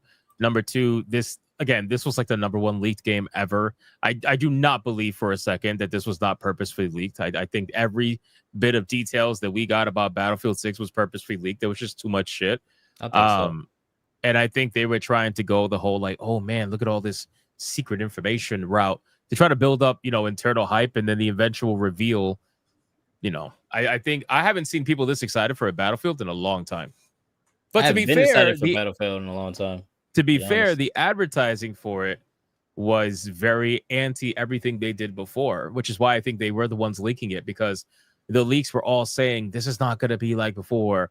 Battlefield's returning to form. We're going to go back to what made Battlefield great and all that stuff. And then eventually the trailer comes out and it says all the same shit. And people are like, yay. And well, the rest is history at this point. So I found out the game director yesterday. I found out he's the guy that was working on Battlefield 1 and Battlefield 3 and 4 back in the day, and had left and was working at EA for Respawn for Apex, and then left Apex and then came back after 2042, after he saw how much of a shit show that was, and said he wanted to get Battlefield back to what it was. And that's why he went back to Battlefield 6. I mean, it's a hell of a fucking time for them to be able to do that, because just being real, man, Call of Duty's dropping the ball. They've been dropping the ball for a long time. It's the perfect storm, man. It's the perfect storm. And I hope that it incentivizes innovation. That's all I hope. Because if Call of Duty sees they have competition, they'll stop being complacent like they have been for like half a decade. And that's how it goes for all these companies. Like, I always advocate for competition, always, because it makes these companies better. It forces them to have to give people more of what they want and less of what the studios want, which is minimal content for maximum dollar. That's what it is. We need competition. I think the launch is going to be the tell, though. So if it launches and you see that store option, and you go in there, you see a shit ton of microtransactions, stupid, goofy skins, battle passes. I know there's going to be a battle pass. If it's a bunch of battle pass bullshit and doesn't give you anything like actually good, they start locking weapons behind a battle pass or stuff like that. Then that's when it's like, no, fuck you. No, we're not doing that. So we're gonna have to see. I agree. All right, let's switch over to some other news really quick, and then we'll catch up on supers after this. I'm sure people, especially Cassie, probably is gonna have a lot of how do I want to put this, opinions about this, but we're gonna talk about Bungie. Bungie getting absorbed. Is that even? I guess that's the right word. Bungie getting absorbed by Bungie PlayStation getting killed. Studios. So there was a lot of people running defense for Bungie. Some of them are former journalists or are unemployed for a very long time. This is a very interesting situation, because most people, they'll say, well, wasn't Bungie already owned by PlayStation? It's like, yes, but there was a understanding when they were bought that they were going to be running independent as, an independent subsidiary. That was the initial idea behind Bungie joining PlayStation Studios. And unfortunately for Bungie, exclusivity and like actually being directly controlled by the person that owns you, right? Mm-hmm. Yes, basically. For those of you who don't really go ahead. No, go ahead. Do you think? No, for those of you who don't really understand, it's like, listen, everything you're doing is great and I want to benefit from it. So allow me to give you financial security so I can benefit off of your work. That's what it's like Disney and Pixar back then. Pixar wasn't owned by Disney, but they exclusively worked with Disney. They wouldn't work with anyone else, and Disney basically funded it. And then eventually Disney bought them. They're like, now we control everything. That's not you you cut Steve Jobs and Apple out of that story, though. I mean, it was an Apple company. Pixar was originally Apple, and then Okay, fair enough. My point was the real life exclusivity to work with Disney, though, right? They'd make movies for any other movie company, right? Well, that was part of the whole distribution. Like they sided with it was not even sided. It was a distribution acquisition from Disney, but it was like Steve Jobs and Apple. They were making Pixar films ahead of time. But if we look at what's going on here with this Sony situation, like this is something that I've been talking about, and I'm disgusted that what I predicted is coming true. And that's not to pat myself on the back, because this is some scary shit.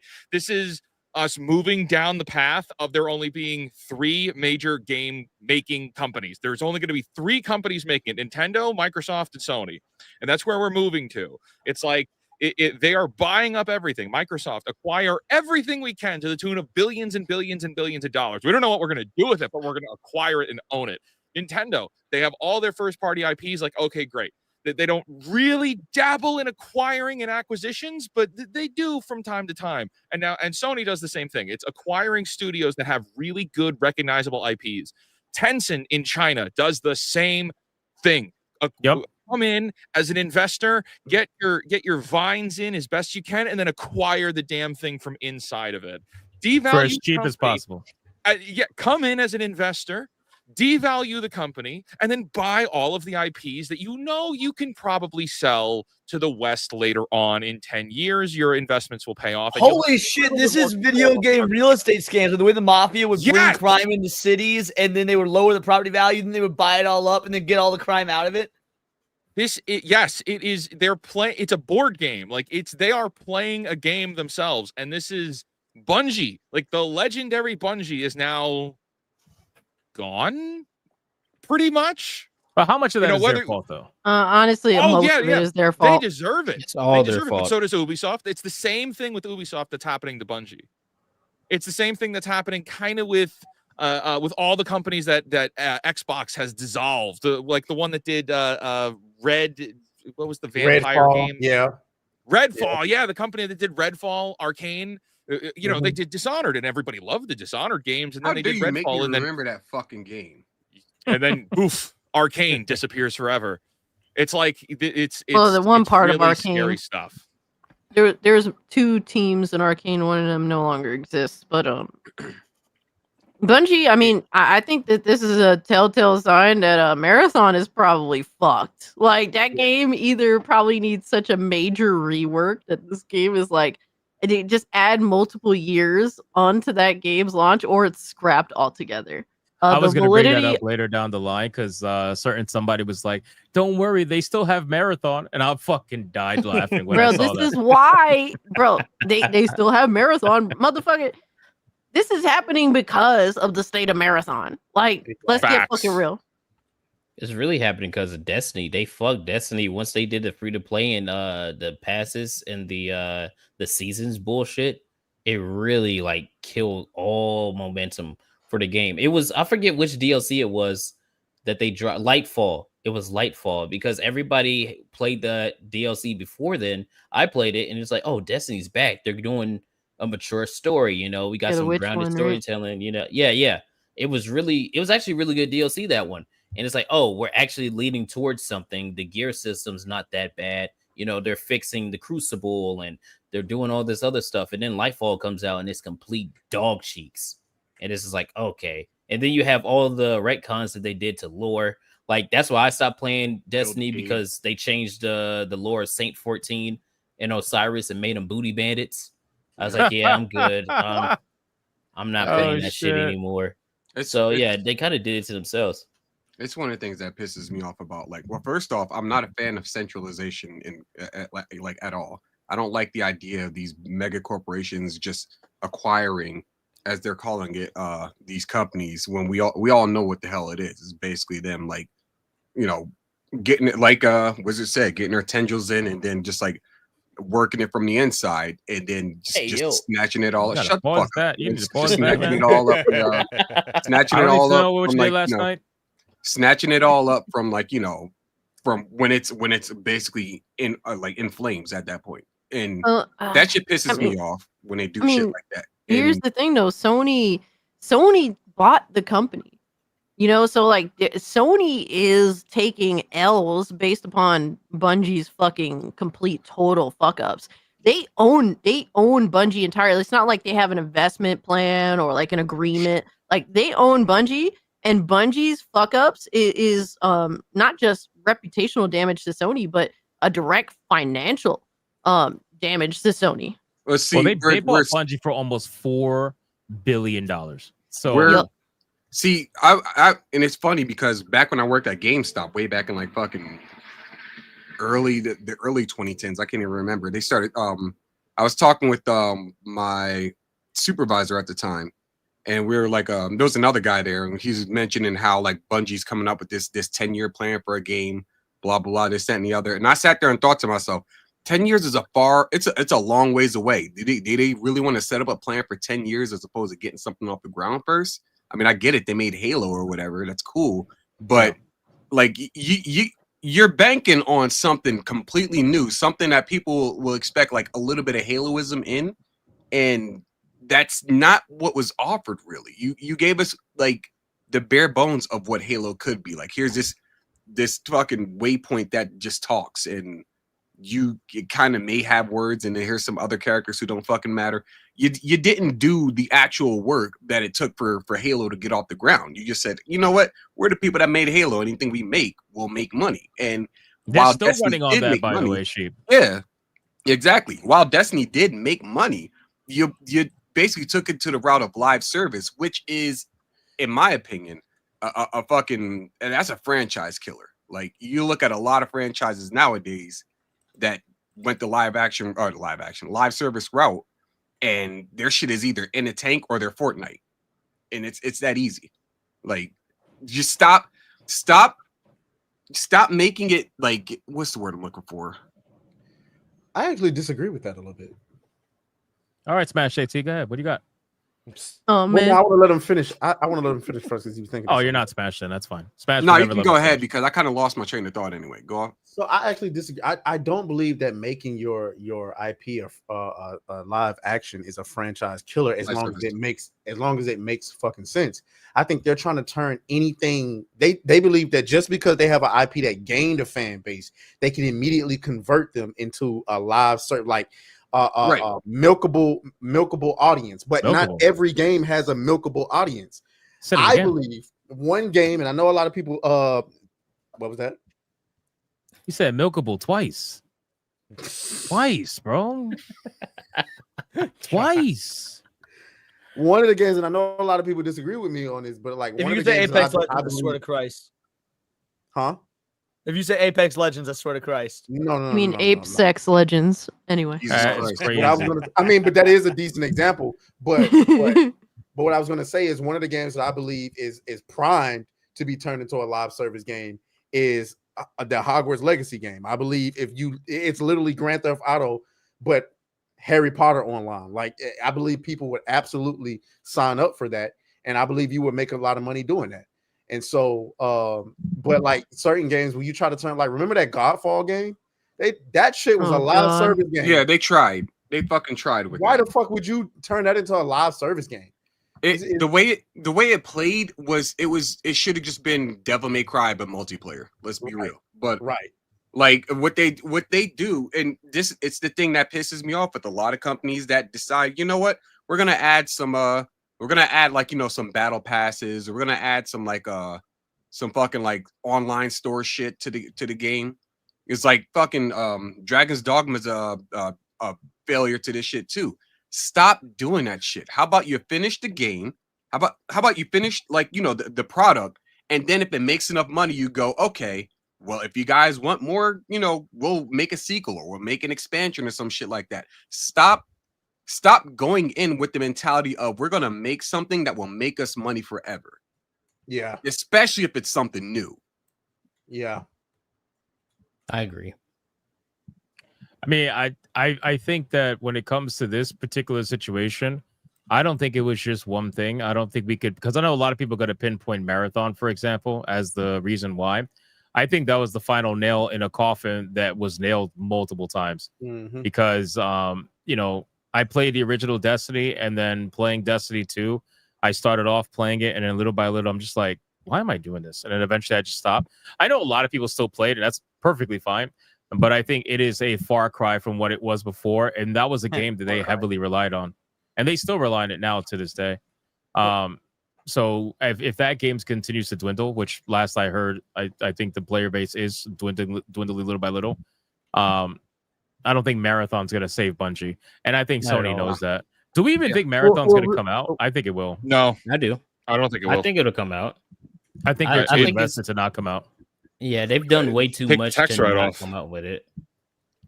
Well, I want to take something back to what Sheep said, though, because maybe I'm naive in this, but Sheep said, stop banking on something making you money forever, especially something new. And, maybe I'm wrong, but this whole trend, I would wager start with Fortnite. Fortnite was the very first sort of, major mainstream, everything, live service, the whole nine, right?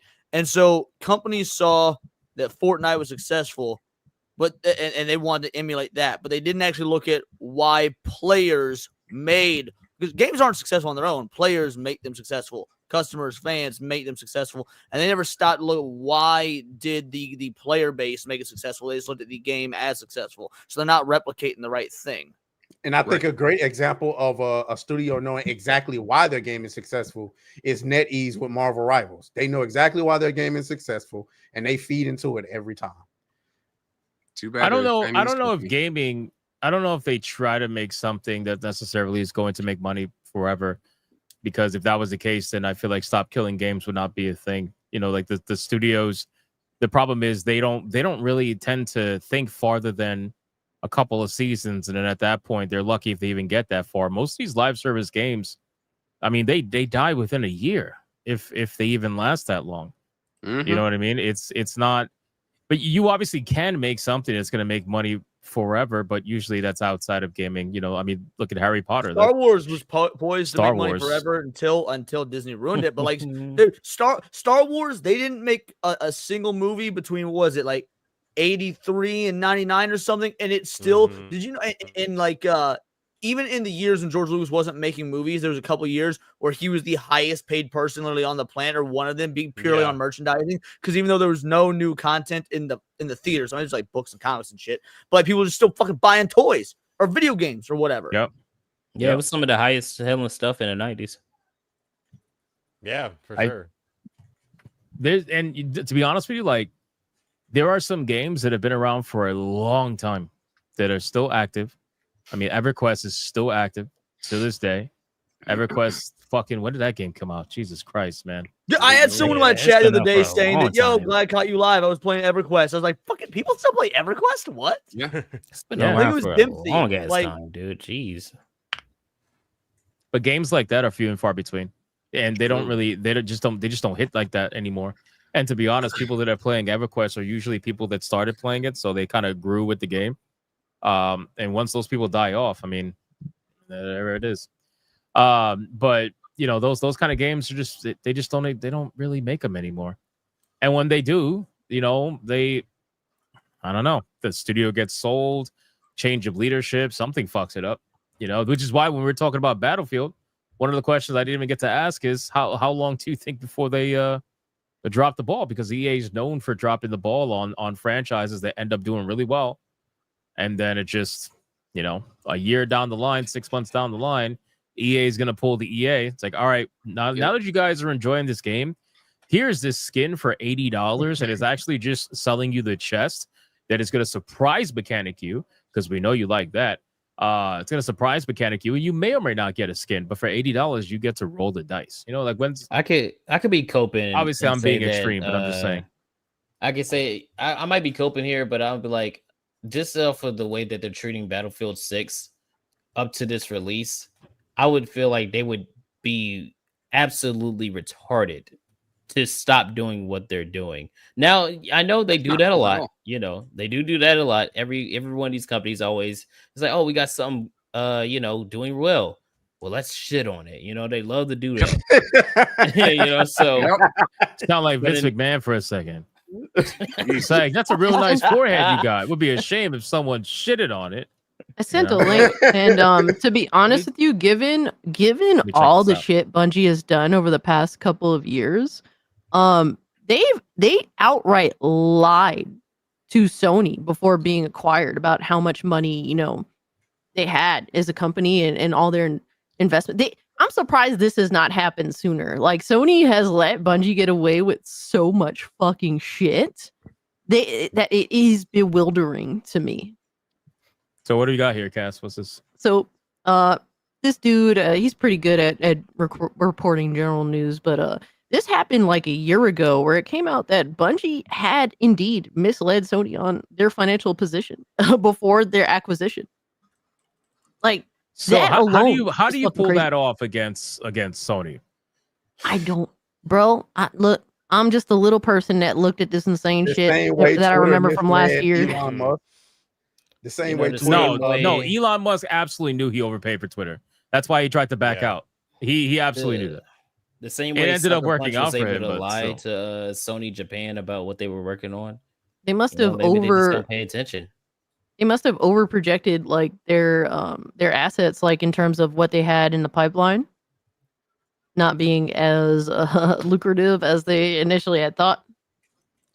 But almost $4 billion though. It's fucking crazy. Almost $4 billion, and you don't know that you're overpaying drastically for this. I mean, I don't know. Employees say Honestly, Sony overpaid for Bungie after the studio misled the PlayStation. I think Sony was desperate. So at the time, Sony was desperate to clap back at Microsoft because of all the high, the massive acquisitions Microsoft was making. And I feel like Sony felt like more than anything else, they kind of needed to answer back with a big name in their own right. And Bungie was obviously a great answer to that in terms of just public sentiment, not necessarily in terms of what they're actually worth. Xbox from buying them too. Yeah, that too, absolutely. I remember when they announced it that Bungie was being acquired by PlayStation. It was big fucking news. Big news. Absolutely. They were huge news. They were pushing that everywhere, and people were talking about that nonstop. But I gotta be honest with you, almost $4 billion. You know for damn sure Bungie ain't worth nowhere near that right now. Nowhere near that. They lost. They must have lost. Like, I mean, you could argue sales from Destiny and all that shit. Maybe they got lucky and made some of that money back, but they ain't no fucking way, bro. Almost $4 billion for Bungie? Nah, bro. Not even close. Not even close. Isn't Destiny 2 mainly a PC game now for the most part in terms of its player base? Doesn't it have the bigger player base on PC now? If I'm not mistaken, didn't I read that It's hard somewhere? to tell. It's so hard to say for sure. I don't know, but Regardless, regardless, not like Sony puts out their numbers or anything. yeah, nobody does. They're too busy trying to hide that shit. Yep. Regardless, though, this is one of those situations where you fuck around and you find out, and they definitely found out. Bungie's been doing this for a while, and yeah, I mean, you could bring up the marathon drama. You could say they stole art, whatever the case may be. But how many times did they get caught stealing art? Like 4 times, 5 times? It's been a lot. I mean, how doing it in Destiny, financially, you have to question, like, how financially detrimental was the art stealing? It isn't like they're being hit with a lawsuit or anything, as far as we know. Like, yeah, it does. Everyone's fucking trashing them, but I mean, that's one of like 10 different problems that Bungie has easily. Yep. And honestly, a lot of people seem to forget that Bungie has always been kind of like a fuck up in terms of like they always were late to the table with dropping their games. Like, there was always delays with on Bungie's side of the aisle with stuff. I mean, honestly, a lot of people were acting like Activision was the big issue when it came to Destiny in general before Bungie went solo from Activision with Bungie. I mean, when it came to Destiny as an IP. But really, a lot of the situations that Destiny, the game faced, wasn't actually Activision's fault. It was Bungie's fault. They're very fucking like mismanaged by their leadership. And the fact that they managed to get that deal, that fucking almost $4 billion deal, and still keep their artistic like freedom or just financial / like freedom from Sony for this long is insane. I always thought it was weird how quickly Activision allowed Bungie to walk away with the Destiny IP. Like, it was weird. Like, y'all not even gonna fight for this. Y'all funded this whole shit, and y'all not even gonna fight for it. Has anybody even heard from the artist that the art was stolen from? Actually, no, not since that whole thing. Probably got it knocked off. Yo. Goddamn, son. Crazy. Allegedly. No, I thought there was an update that they found the artist and they were like paying them what they were due and apologizing for the situation. I never saw Yeah, they paid her what she was due. All right. I never saw that. You said you don't believe in the Illuminati, Atreus. Yeah. But you think that Bungie, a kind company, Bungie and Sony, they would do that to somebody? Really? Well, I don't not believing in the Illuminati doesn't mean that I don't think that people can do evil things from a corporate perspective. What I don't believe in is the concept. So I just found not really an update, but just a quick Google AI. No, Bungie has not yet paid the artist anti-real for the art that was allegedly stolen and used in their upcoming game marathon. Bungie has acknowledged the issue and committed to making things right with the artist, including reviewing the game's assets and implementing stricter checks. They have not yet provided compensation to credit, according to GameSpot, Windows Central. Yeah, and that's where I last remember it saying. Okay. And there's been no update. I think what it is by Bungie saying they're going to do right by the artist. All that means is they're just going to delete the stuff and never use it, because they already said that they're going to be changing basically the entire tone of the game to match what's similar to the original games, which was darker and broodier. So they might be giving up the whole cyberpunk fucking style, in general. Because I don't remember the artist was somebody's art. Like I don't remember the artist saying that they were getting paid. I don't remember the artist saying that anybody contacted them. I don't remember any of that. So they've been quiet. I don't even think they've been posted on social media, to be honest with you. I'm trying to tell you. Atreus just got that whole fucking crime scene played out in his mind. But no, I can. No, I was just gonna say to answer because I know where Fake Wizard was getting at. When I say I don't believe in the Illuminati, I don't believe in the concept of a bunch of different people sitting at a table, a bunch of rich and powerful people sitting at the table running the world. I do like for example, if you take Google, Apple, and Disney and whoever else, I don't believe they're all sitting at the table together getting people knocked off. I do believe that somebody from an Amazon or Apple or a Wizard could get somebody knocked off in a Wizard. A Wizard. You making accusations against Wizard? I didn't do it. I did not. Is it because he's white, Asian? Is it because he's fake Asian? I'm Asian passing. Wait, so you've never heard of the World Economic Forum? I was gonna say, dude. Yeah. WEF, yeah. My To man. be fair, Diddy and Epstein get busted, and you're like, nah, I don't believe in any of that. That's not what I said. That's not what I said. I get what you're saying, Trace. I disagree. I get it. Y'all are understanding what I'm saying. Well, they might not sit at a table, but it's a very big arena that they all talk in. It's usually a better couch. Well, I think this is a conversation for another stream. Hopefully not mine. I won't get in trouble. No, but in any case, this is a pretty wild situation. So, I mean, okay, so let me just put it like this. Do we think, I know I asked before, but I want like a concrete answer because we're always going to follow up on this. Marathon coming out, yes or no? Nope. I think it has to, man. It's got to go free to play. Really, free to play? I think it's got to. If it's gonna come out, I think it's got to go free to play because otherwise they're looking at a Concord situation. I think it's gonna be like that regardless. I just think they have to do it though. Free to play though, that's a big statement. I do. Well, either they don't release it or they go free to play and they jack up microtransactions because nobody gives a shit about Marathon. Even the people that played it were not blown away with it. I don't even think you have to play it if it's free. To be honest with you, yeah, it's gonna flop regardless. I don't think it's gonna come out. If it does come out, I think it's gonna be free to play because there is no hype amongst just regular gamers. And then like the critics that glaze Bungie, the critics that glaze whatever Sony does, they didn't even love it.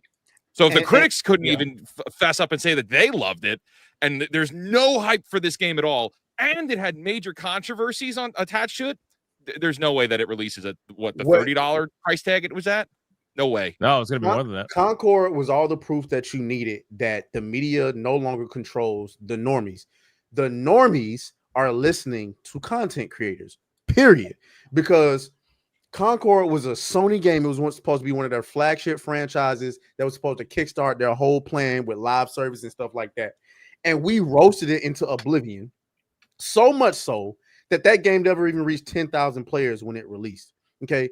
When you got people like Andy Cortez, out here trying to cape for it. Yeah, if you don't like Halo hopping and all this sliding and stuff like, come play Concord. Yeah, okay, yeah. Where is it now? 10 days later, it's gone, and you have nothing to say. You're not like when people are fighting for Battlefront 3 right now, and you can't even get an Andy Cortez who caped for the game when it came out to fight for it to get re-released. I'm telling you, the media no longer controls the normal audience. And based on everything that's happening right now, it would be in Bungie and Sony's best interest to not even release this game. Save yourself the embarrassment, because I do believe dysfunctionality from one game can bleed over into the next. Because when Helldivers 3 come out, people are gonna be like, well, is this gonna be anything like Concord and fucking Marathon? I mean, like, I get it, Helldivers is doing great, but like that shit bleeds over into the next fucking IP or the next game or whatever the case.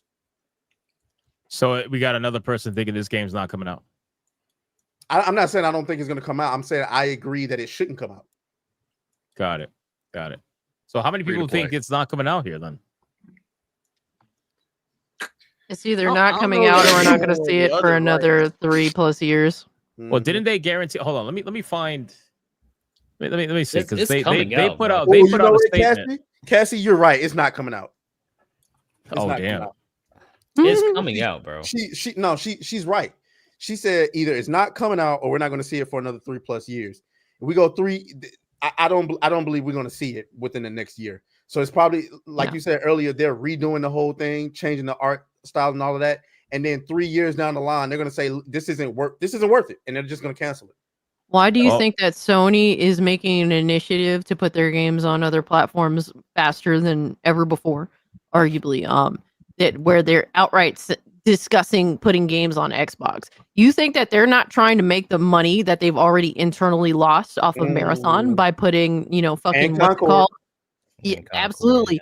They're internally trying to make their money back in a way that doesn't make it seem like, oh, we took a massive L. They're it's an indirect means of trying to recover already lost revenue on Marathon as well as Concord by putting their IPs, especially their live service IP. They're one really good live service IP that actually worked out of the 10 bombs, the 10 failures. Yeah, that's going to Xbox because they need all the money that they can get.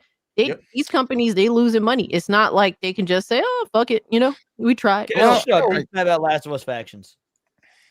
Yo, that's shame that it didn't come out. That would have been likely their only other successful. What about Fair Games? Game. Oh God, they're thinking about, bro. The head of that director left. She left. That shit is cooked too. This man said, "What about Fair Games? What the fuck, dude? Be fair." No. So I mean, listen, they're trying to say this came out a couple of days ago. They're trying to say that everything is still on track. They're going to release the game before March 2026. That they're fixing the problems now, whatever the fuck that means.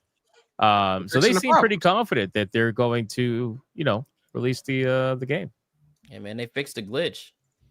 Yeah, to be fair, this is also the same company that said that they plan to support Concord for years to come. So I'm just saying. There it is. That's my thought. Marathon will come out. It's not going to have a long shelf life. They're going to be shutting these servers down in a year. But why go through the embarrassment? They have to, bro. They put too much money into it. Yeah. So here's what I think is happening. I think that much like Cassie said, because they're branching out, putting stuff on Xbox, on PC, and whatnot, that's going to open up the pool of players in these other avenues, these other consoles, PC, the whole nine.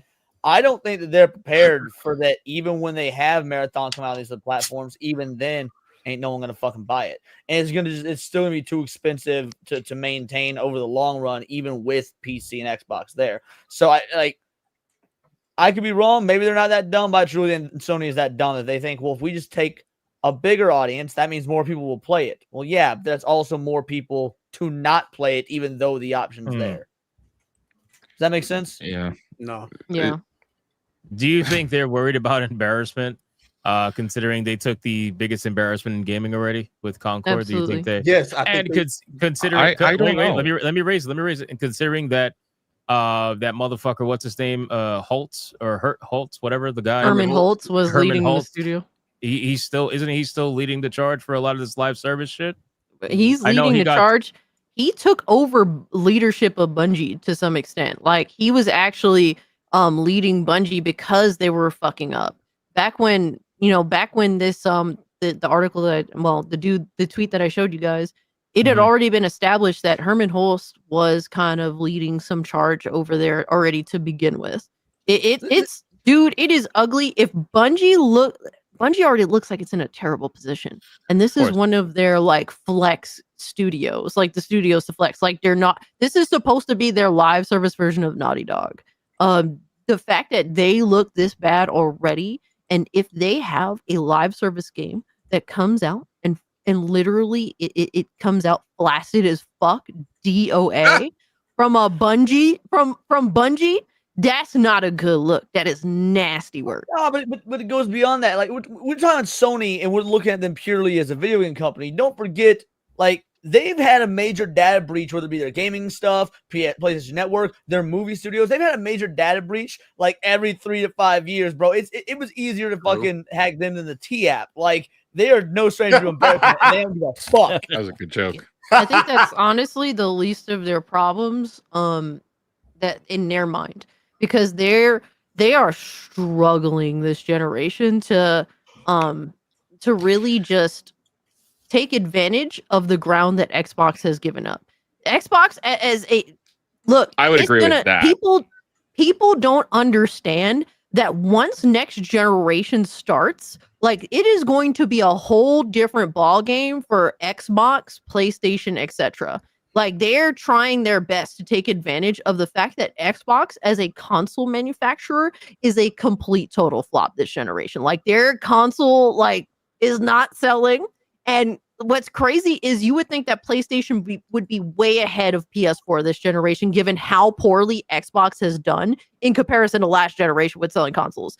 It is not like that. They're doing well, but they're not capitalizing. They want these numbers to go up, and they should go way theoretically. If PlayStation was doing like everything good, like their console numbers would probably skyrocket even more, but they're also trying to find their footing in the ground in a future where it's more than just about consoles.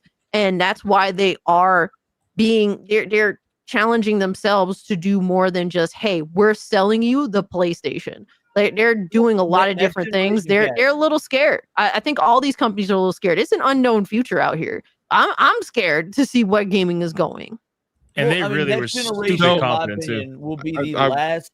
Next generation in gaming will be the last generation of physical consoles for PlayStation and Microsoft. It will. It's going to all be PC and Nintendo. That's it. Like I truly think the PS6 and the Xbox, whatever homo last name, will be the last ones.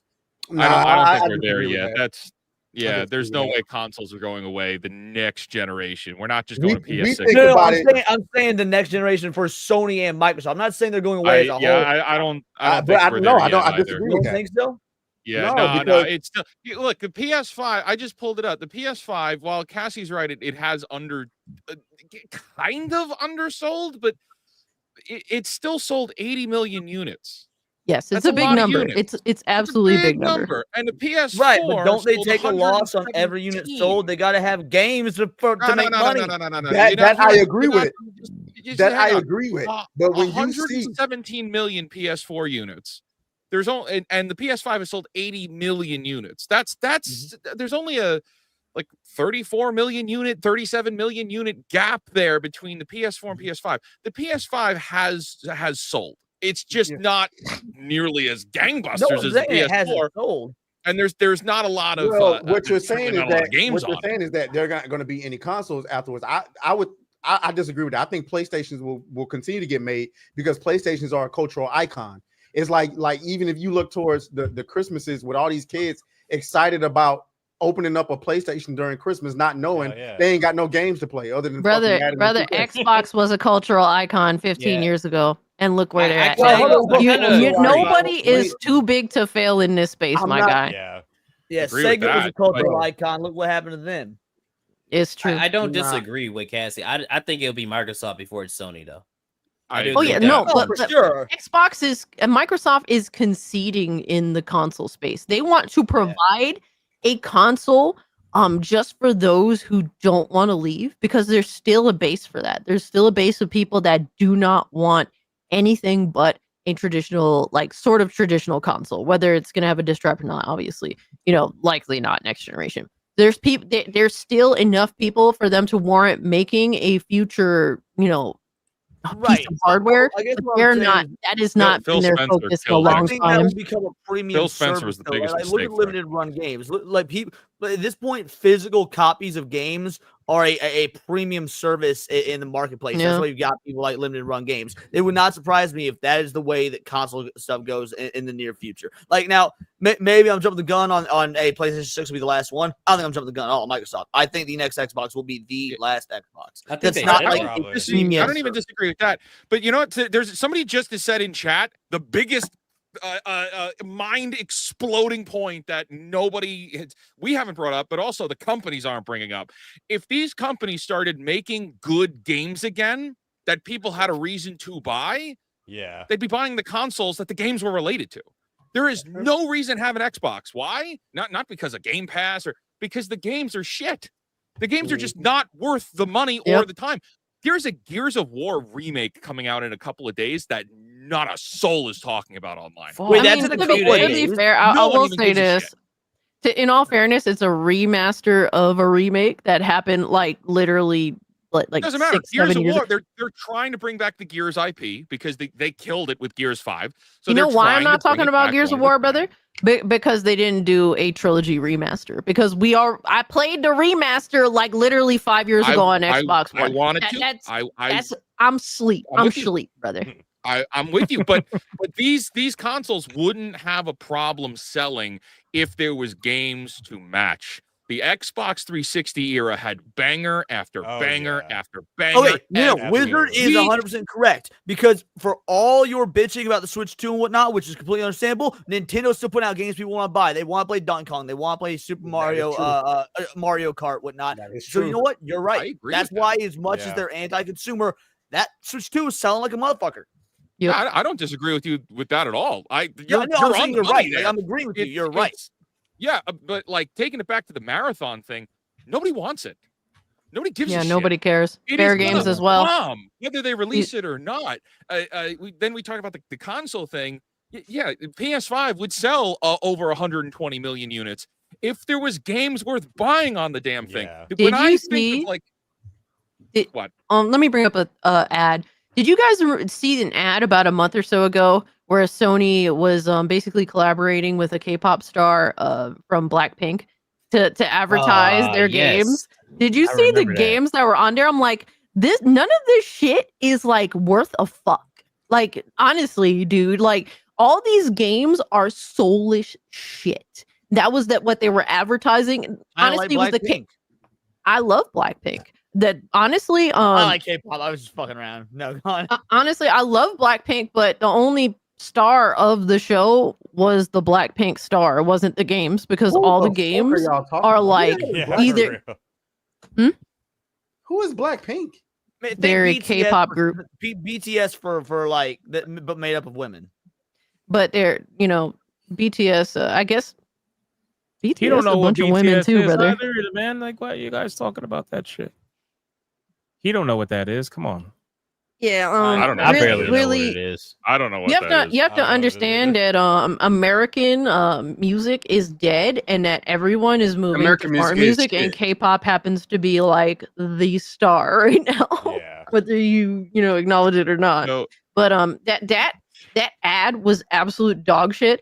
These IPs are fucking god awful, and Fair Games and Marathon struggling to find its literal existence right now as new IPs is fucking sad, because last generation when PlayStation introduced new IPs, everyone was hype as fuck because they were actually kind of interesting. Even the ones that I didn't necessarily like the Order 1886, for example. The game itself, dog shit, because it didn't have any fucking gameplay in it barely. Oh my fucking god, get out of here. The concept, the world, the character, all that shit was cool as Jesse, fuck. you're Like, in luck because here pretty soon we've got the intergalactic heretic prophet.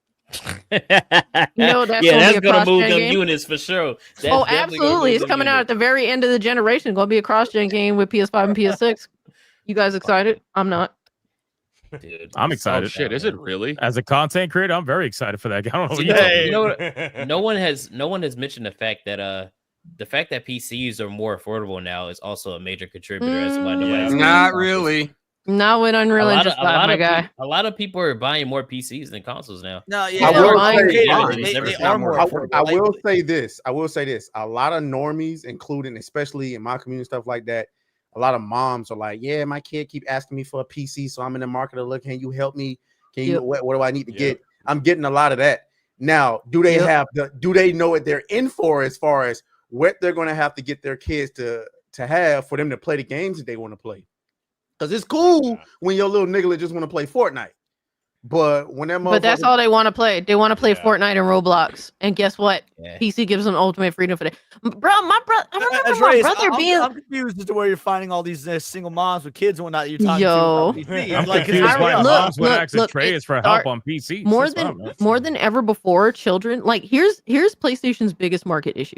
Like they do not know how to compete with getting children to get into their platform. It's either Nintendo or mobile or PC. Bro, I saw my brother live through it, bro. When I was like when I was a teenager, I looked at my 12-year-old brother who was like, "Yeah, I just want to play World of Warcraft and fucking Minecraft on this PC. You can have the 360, Cass. I don't even care about that shit anymore. I'm here playing Minecraft and wow." And it's now it's transcended. It's the same scenario with children now more than ever. They just want to play Roblox and Fortnite, and even Minecraft too. Still to this day, and honestly, Game Pass too. I mean, it's not a bad idea, right? You could just throw that on there. It's crazy to think. Play Minecraft now. The more things change, the more they kind of do stay the same in some ways. That's kind of how it goes. Yeah, should we play Minecraft, bro? Like, just get Fuck like a no, I'm modded. not playing it. I will never Forget play Battlefield, we're playing Minecraft, bro. A modded Minecraft. Dude, I that was should be so I was fun. a dude that taught ridiculous trash on Minecraft for the longest time. And then one night I was like, I want something new to play. It was on sale. I wanted just like something to zen out to. I listened to Joe Rogan. So on a whim, for whatever reason, I booted up Minecraft for the first time in my life because I'd actually never played it. This was like 2 years ago. I was like, fuck, I've been trash talking this game. It's actually really fun and like zen. Minecraft is fucking awesome. Anybody, I think if you don't like Minecraft, you're not really a gamer to me. Sorry, I'm not really a sorry. gamer. I'm not really a gamer. Sorry, I not don't sorry. I respect fucking Minecraft, but I don't like it because I'm not a creative person at all. I'm Yo, not even Toxic remotely says- creative. Toxic that's- says about Atreus, that's- bro played Dustborn but won't play Minecraft. That's actually the most sound response to anything, to be honest. It's just like, I don't have an interest. I shat on Fortnite for the last decade because they changed the original concept of it. But I just got into it recently, and I'm just like, you know what? There's so much shit to this. I may as well just try it all out. They just added Power Rangers. I fucking grew up with Power Rangers. This shit's fucking amazing. Killing bugs. They wanted to basically make Helldivers and shit in the game. So I'm just like, fuck it. I'm just gonna try it out. It's fun. I don't mind it. Yep. Fuck, I don't know. I want to play Minecraft now. I think that Minecraft comment was crazy. Yeah, but I I think understand. after I make my I stand videos on it. tonight- I stand I on mean, it. to be fair, you can stand on pretty much almost anything. You're very sure. Anyway. All right. Wait, All how right. much was Marathon's development budget? Do we remember like what was that budget? Isn't It's it up something there. crazy like It's up there. 300, 400 million dollars? Yeah, I remember I don't They think give us it's shit. I don't think it's 3. I think it's definitely above 2. I don't think it's 3 yet. I mean, Can we get a, like, It's 3 now for sure. Now that they're fixing it or whatever. But Can we get can we get an elf on the shelf meme where it's like Kata on a gator or something like that? Can we not do that?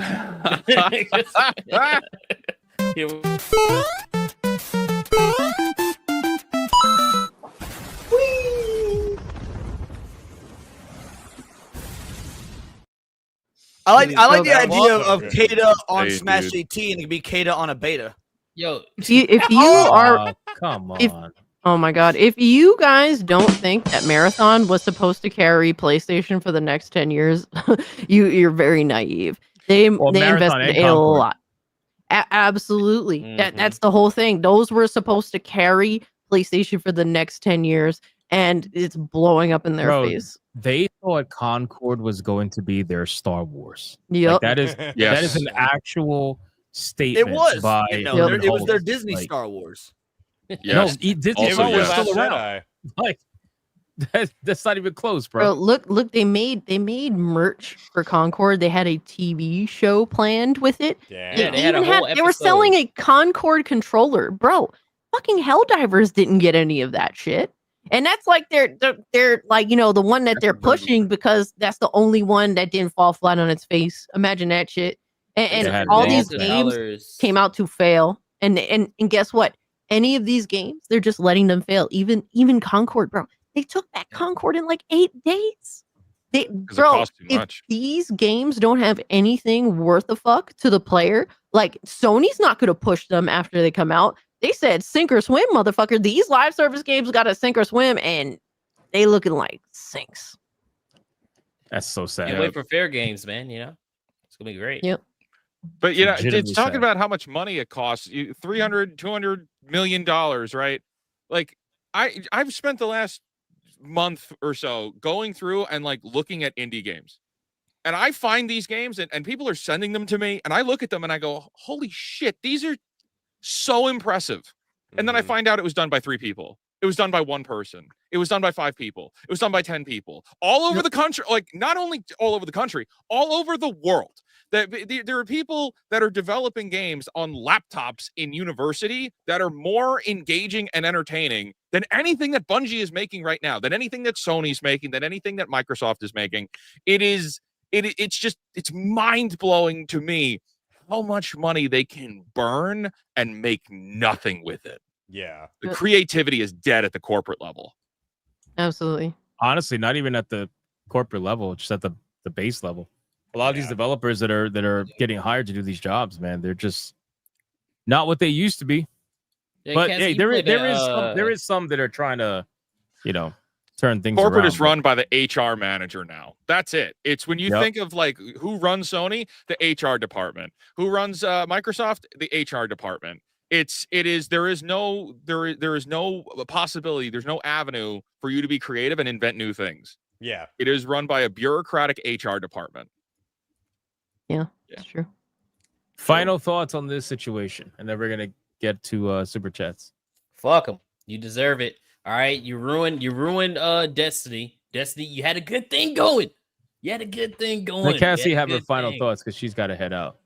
Oh no, I'm just I'm not surprised. Like both major console manufacturers, Sony, Xbox, are trying to find their foothold in a forever changing landscape in gaming. So there, it's a lot of trials and tribulations, and I think Sony just majorly changing from single player games, like that was what they were known for, to pretty much entirely pushing this live service thing. Yeah, it's killing them. It's killing their creativity, and that long term is not good, and it's going to have a long term effect on them. But yeah, it's unfortunate. But guys, thank you so much for having me. As always, I got to go head to work.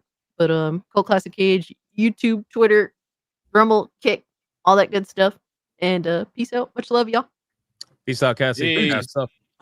I should also head out too. I should start dinner. Well, before you go, Wyatt, because my final thought is I actually want you to be a modern gamer. So from now on, every night before bed, I'm going to pray for Brutal Legend too. Oh God! No, please don't. I don't need more Jack Black around. I'm good. Oh yeah, please, no more Jack. I forgot. Yeah. Shit. Y'all didn't like Brutal Legend, dude? You didn't think it was? No, I did. But I hate Jack Black. Came out. I bet going back to it now would be hard because of Jack I did Black. try to do that, dude, on my channel. Yeah. On my channel, it's like I'm gonna play the whole game, and I got up to a point and it was like, I don't really feel like playing anymore. Did you see the super chat for you, Wyatt? No. Hypno's dog for 2. Dad just realized Wyatt be looking like Lennon. That's crazy. Damn. I mean, better Lennon than like Lennon. Lennon. I'd prefer Lennon. Fuck out of here, bro. John Lennon. That wasn't even a joke. Like it's rather like Lennon than John Lennon. That wasn't even a joke. I was being 100% serious. Just because of that, I'm leaving right now. All right. Wyatt, thanks for hanging out with us, man. Yeah, thanks for having me. It was a lot of fun. Take care, you guys. I'll see you all in the group chat talking shit later. Stay black. Stay black. Jack Mabry became a member on his own. I read this one from this female gamer for the 2. Jack Mabry for 5. Snake Plissken drinks Hypno coffee. It's the only way to escape from New York. I don't know about that. Miss Molly with 11.99 says not going to watch this against, but Cook never going to silence myself. Keep up the good work rooms. Shout out to Miss Molly. Thank you so much for the 11.99. And not only that, Miss Molly, also gifted to the channel. I was waiting for to catch up to super chats. Miss Molly gifted to the channel Hell Is Us, which is insane. Shout out to dude. shout Did you out play to the Miss demo? Molly. I just told you I don't play betas. Oh You yeah, wanna that's play right. the You demo? don't play Yeah, I'm betas not and playing the shit. demo. Dude, it's gonna be like that, man. Why does Hell Is Us sound familiar? It's a Souls like another one. It looks It's sick. actually pretty. The trailer looks sick. It's pretty I- cool, I man. think It's that's actually in my. really cool. Is that in my wish list? I think so. Yeah, it's Wait, pretty she cool. gifted the whole panel that? No, she gifted me Just that. the channel. Thank you, Miss Molly. Appreciate it. Hypno's Dog with a 2. Chim Chim and Bubbles, guest idea. Eric Jenkins. Wow, why am I surprised? Why am I not surprised? Wow. Hypno's Dog is recommending Eric Jenkins to the panel. Why am I not surprised? It's almost like Eric Jenkins is behind that account or something. No Somebody else do way. it. What are you That'd be a talking great about? show. Dragon Master with a 2 question is, will Congress codify this into law with the executive order? No, that's a lot more complicated. That's a lot more complicated, which is why I kept telling people in my video, and I had some people like raging at me over it. They're like, how could you say this is not a pure and utter win? I'm like, well, because it's an executive order. The moment you get a new president, if he wants to or she wants to, God forbid, make it something that's not existent, well, then guess what? It's not existent anymore. I am always anti-government. So anytime the government gets involved in anything, I get real suspicious.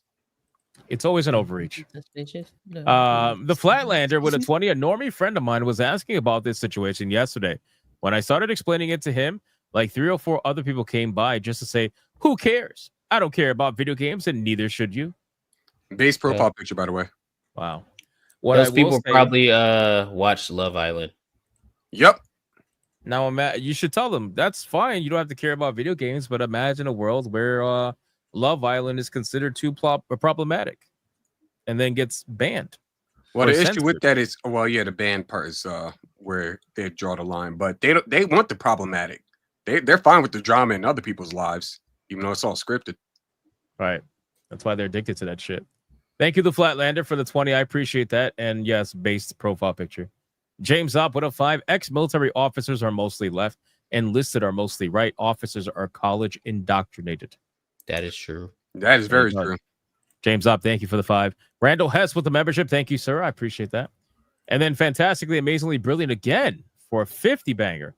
Says, speaking of cop harassment, there was this person who worked in a theater, liked to do some gardening, think he had his own allotment, got arrested for carrying a knife. It was a gardening tool in public. He got a warning. Our laws are insane. That's crazy. Oh, I know you're talking about the guy with the I think it was a trowel. I hear stories, and it's farm equipment. I hear stories, and it's I don't want to say it's hard to believe because honestly anything's possible, but some of the shit that I see people get, especially Australia too, man. Yeah, like I was watching videos of people from Australia getting their house raided by fucking cops for saying something on Facebook. Like I think a soccer mom got raided for saying something on Facebook against someone else, and cops fucking showed up. It was crazy, man. It really is. We kind of could have assumed it was a soccer mom just because it was Facebook. That's true. Thank you, fantastically, amazingly brilliant. I appreciate the 50. We got Ben with a 5. Kier experience prior to MP was human rights lawyer. Tells you what they truly mean when it comes to human rights, man. Just nuke us already. I mean, I would prefer not to get nuked, but yeah, I mean, I get it. I get it. Old Man Cad with the 5. As a vet from multiple conflicts ranging from 1990 to 2013, censorship does not solve anything. In the UK, this started from the migrant issue. Base, and thanks for your service. Oh, yeah. I keep Old saying Man Cad's a legend. I keep Again, saying with it. another 5. The UK government thinks that if they control the narrative, then they could do what they want. In the US, as usual, it's about the money. Okay, fair. I mean, to be fair, a lot of things in the US is about the money. Another 5. Companies want to control what we see and hear. Anything bad about them is removed. Anything good is broadcasted. I mean, that's been happening for a long time, and now more than ever. At first, the idea of social media, I feel like, was utilized to try to control the masses, but little did they realize that the mainstream narrative was going to be taken over by just some random chud in his fucking basement that people rather listen to than, Deborah from CNN or something, like They really thought that wasn't going to happen, and then it did.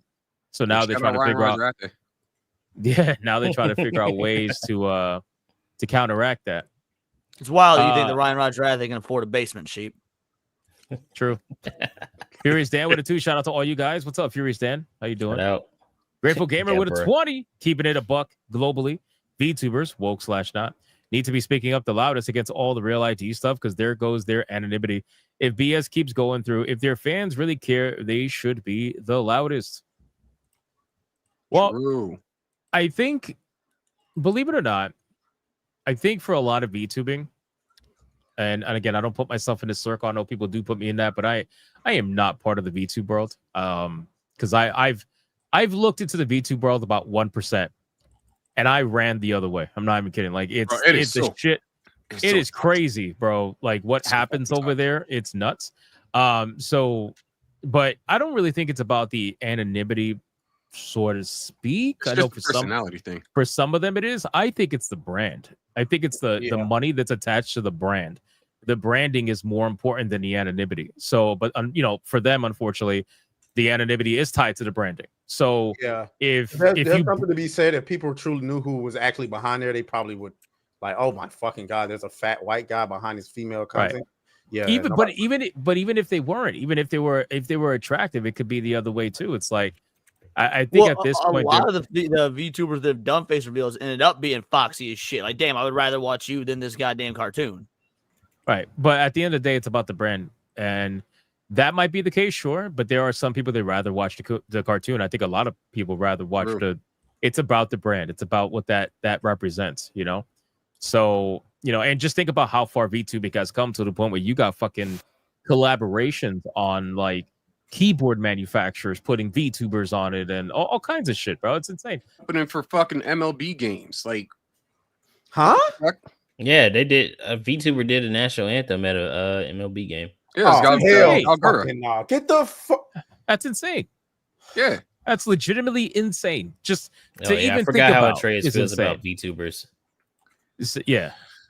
Atreus So doesn't I like look at that. I'm like, bro, the world of VTubing. I don't think it's the anonymity they're worried about. I think it's protecting the brand. Because VTubing is so large, and there's so much money in actual like corporatized VTubing that these motherfuckers, you want to talk about people that would do anything to protect their money. It's big over there. So they're not trying to ruin that. I love VTubers, dude. I just hate VTube culture because it's no different like Japanese idol culture and whatnot, which is just fucking weird. I can't, bro. Like I just picture a VTuber sitting at their fucking computer with a fucking butt plug in their ass, just sitting up there. Some of them do have that. Like what the hell? Some of them have that. Insane. I really think he was touched by a VTuber or something. Sounds like a projection, bro. I really do. Yo, your mic damn sounds insane, bro. Your mic sounds insane. What the fuck? You good? Pull it up. Plug it back in. Kata. Oh. Sounded like RoboCop, the Temu version. There you go. Just plug it in or plug it out. That's better. Much better. He's back, man. Mr. Vegeta with a 2, been falsely accused by women twice. Second was Christmas. Damn. That's fucking insane. That fucking sucks. Yo, Mr. Vegeta, bro, you good? You need a hug, man. Every Man, time I see I've Mr. been to that Vegeta, mess. it's always something crazy, man. I'm sending love your way, bro. Are we sure Leon isn't in the Triple K? Pretty sure I saw him dress up as a Spanish Catholic penitent at some point. Bye, Minikata. No, that was just me mimicking John De La Rose. Like, got it. Really? You hit a woman allegedly? Wow, Jeez, my God. Twice, Binoc with a actually. 20. Binoc with a 20 banger.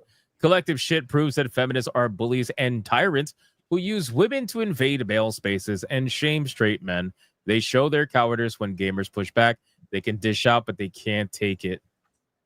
I mean, I'm pretty sure that's how they all are, though. This is why, like, the moment they get any criticism, they're doing a targeted harassment campaign against me. It's coordinated. I'm like, you guys know what that fucking means? When you say coordinated harassment campaign, you are accusing the thousands upon thousands of people that are talking about your antics of getting together, conspiracizing together, and like joining a fucking chat room all together and saying, we're going to make a video on you today at this XYZ date. Like, bro, it's not like that. This is just what happens when you do dumb shit. That is the opposite. If I see Atreus like post like, look what my video is for the day, it's like, fuck, I was literally gonna do that. God damn it. Like, there you go. We got, but thank you so much, man. I appreciate that. Son de Leash with an ARS 100. Anuncio de Cadena Nacional. Leon, Public Enemy #1 in Provincias. Bro, why are you talking? Damn. So I Googled non-English. this just to see what it was. National News Network announcement. Leon's public enemy #1 in the United Provinces of Rio de la Plata. So apparently I'm public enemy #1 there, which equating us to Brazilians. What's next? You're gonna say we're Chileans? Oh no. He probably would. No. You all have anxiety? You guys are way better at soccer. Like here's Brazil. They got the best soccer team in the fucking world. Y'all doing something right. And Chileans have anxiety-ridden motherfuckers who like to fill up on women on Hollywood carpets. There's that too. Oh my god. Cryptic Manga with a 5 Atreus didn't say tank. He said dank. Dank was on top, like Dank DeMoss. Jesus Christ. What are we doing, man? Damn, bro. Atreus. Cryptic Manga got it out for you.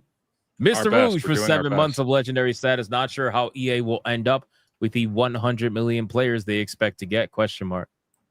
Well, when they say actually, when they say that number, 10 million, 50 million, whatever, it's all additive. So the moment, nobody knows how they count it as, whatever. Nobody knows, right?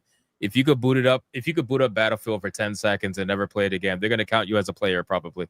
So it all depends, but I think they will. I really do. I think they will definitely get to multi-million players, pretty sure, across all platforms, not just one. They're already at over 500,000 on just Steam for the beta. Based off that beta, listen, like 5 million or whatever millions of players, that's not off the table anymore. Yeah, not off the table. Shout out to Mr. Rouge. Furious Dan with a 2. Call of Duty is gay. That's why I stopped playing it. True. It's like me for real. But wait, what? You for real gay? No, that's why I stopped playing Call of Duty. Oh, got it. My bad. Schizosaurus for 189. Battlefield 6 better have nuclear weapons. Nah. That's gay. That's gay. Yeah, Adam Reveal with a 15 months. Desperate times and desperate measures. LOL. Shout out to you, I'm bro. glad you still call him Admiral as well. Like, it's so hard to say Marty Tiberius or Donald. I'm so used to saying Admiral all the time.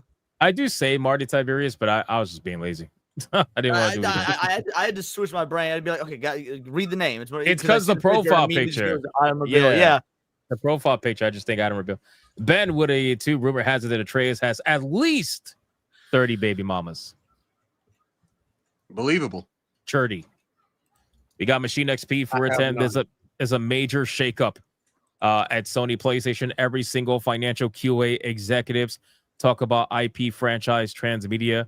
You cannot have the biggest IP if you're strapped to one box, period. It's really that simple. Shout out, man. Hold on, what's this? Smash JT got some what the fuck is this? Uh-oh. Smash JT has some interesting posts. Let me go find it. Hold on, give me 1 second. Give me 1 second. Somebody tag me on it. All right. I'm curious. Let's see. It's about what we were talking about before. Let's see. It's probably fake. Well, it's probably fake. It's probably what's his name? What's his name? What's his fucking? I don't know who you talking about. Who's the one that faked being a fucking McDizzle. McDizzle. There you go. I forgot. Sorry. It's probably McDizzle. Hold on. Smash AT says breaking shared with me via an anonymous tip email. Yeah, it's definitely McDizzle for sure. Collective Shout has been caught sending out emails labeling anyone daring to question their authoritarian approach as enemies. That doesn't sound like something a victim would say. So if you look at the email, it says, we cannot let our enemies win, dear whoever. Over the last 2 weeks, we have been subjected to the largest coordinated cyber attack in Collective Shout's 15-year history. Cyber attack. Oh, my God. And wow. coordinated. Yeah, we all got together as a collective internet. Yeah. Our team has been hit with a daily barrage of vile abuse and harassment. Oh, don't tell me this is going to be a please donate to us. We have been bombarded with threats. Our images have been morphed into porn. We have been doxxed. Haters have circulated our photos and tried to find our home address. 10 petitions were launched against us full of false accusations. Elon Musk retweeted one of them.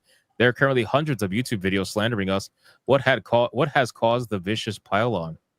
Our enemies have tried to destroy our operating systems. They've gone after says the people who anyway. Hold on, why are you raising and saying enemies though? Why are they saying enemies though? Because this is a war, bro. Because they've gone after our global allies, charitable partners. More money. The irony, they've gone after our allies and charitable partners, ambassadors and other backers. They try to get social media platforms to shut us down, but we won't let them. Your tax deductible gift today will do the it's a fucking grift, bro. Oh my I want to God, let people know this. I want to let people know right now. Give us money. Give us money. When the word fascism pops up, this is what I think of. Bro, this is legit what it's about. These bitches haven't had this. They haven't had this kind of like exposure ever in 15 years. And now they're like, listen, we could send this out right now, get some easy money, get some easy donations. Yo, these bitches are asking for $1,000 singular donate. Get the fuck out of here, bro. Is this real or is this like some bullshit, bro? This is real. This is probably real. I think this is real. It says Belinda and the collective shouting. Well, your taxes. Okay, so look at this. Your tax deductible gift today will do the following: help us protect our cyber systems from malicious attacks, help keep online spaces free of women and haters and trolls, help us collate whatever briefs of evidence for police, e-safety, and our lawyers. Ooh, trying to get them lawyers paid. Help uphold our freedoms and rights to continue speaking out. Send a message that we will not be defeated. Bro, but you've been defeated multiple times in the last 15 years. What do you mean, bro? When people, this is why I hate when people misuse the word grifter, because this is a legitimate grift right here. If the moment they have all the attention on them, they're trying to capitalize, and they're like, "Give me money, buy my book." You know what I mean? Give me all the money. We promise it's tax deductible because we are a organization. Blah blah whatever. Unfucking believable, bro. This is what it's about. I'm at a loss for words, for real, dude. This is actually insane that these motherfuckers think that they're in any kind of position to ask anybody to do anything for them. No, but you got to remember, I can't even pretend to be shocked. They think they are the good guys here. That if you are an advocate for Gooner Games, you are the devil. And I'm not saying that to bring religion into it, but you are the villain. They think they are the heroes. So now, whether they shut up, you practice witchcraft. They're doing it's fake magic, motherfucker. It doesn't matter. They think they're in the right, so they are going to rally their people, and some people involved are definitely grifting. But I wouldn't be surprised. A lot of these people that are part of this organization truly believe they're doing the right thing, and that's something we shouldn't always discredit, because there are people that are 1,000% on board with censorship. Well, I mean, that's why I usually think the term culture war, like for people to take it super seriously, is kind of cringe, because like it sounds like, I mean, it sounds cringe, but then you see people using words like our enemies. Like, no, this is a culture war. It is 100% it is cultural warfare. I mean, they're literally calling us their enemies, and then trying to get money for their lawyers and shit. It's like, okay, bro, all right, relax, ladies. Damn, and insane. I would very much believe that that's real. If you look side by side between what their website looks like and the copywriting and the font design, like they really do look one to one. So if this is another McDizzle thing, I will be extremely impressed, because he went through what about that? Making sure it was a one to one. Yeah, the opi.org.australia and the Online Hate Prevention Institute that literally was promoting them yesterday, the day before. Did you guys see that? I'm doing a video on it for tomorrow. Did you guys not see this? No. Hold on a sec. So I haven't gone through all this yet, but yeah, this is literally it. So let me read this one really quick. Yeah, and then get to that. I was reading Reddit the other night. Collective shouts also coming from movies such as I read about that. Band of Brothers, Midway, The Pacific, Downfall, starring Bruno Gans, Blood and Glory in Changde. This is insane. Yeah, I read about them going, especially after Band of Brothers. I read about that. Thank you, Mr. Alex. I appreciate that. What's this now? Oh yeah, I did a video on this. Yeah. Yeah, so yeah, I'm gonna be on tomorrow. Like, I would not. So when they say they're going for our allies and whatnot, they're talking about people like you, Hypno, who made videos on this Australian fucking online hate prevention institute. People like me, again, they'll be making a video on this. Like, it's like, I bet this is real because people are not just going after Collective Shout. We've been calling out the payment process. We're doing videos on these. Like, yeah, I do. Well, it's falling out around them. It's real. It's a goddamn convincing fake. They're falling out around them. That's really what it is. Everything around them surrounding Collective Shout is falling apart. And now with the executive order, now you can clearly, or maybe, in my opinion, due to the executive order, they realize that, oh shit, now this is really getting to a point where our grift is not going to last much longer. Let's try to get the money now while we can, because soon we're going to be phased out, and then people are going to go after everybody else. Share my screen real quick. I actually think they're emboldened. I don't think they feel like they're losing the grip on anything. This is her most recent tweet. The Melinda Tanger Reese bitch. So many messages like this. So nice. Now she cuts everything out except such horrible aggression from men hearing the word no. I've now donated Collective Shout. Best wish thing for your work. And then Lysol and then all these.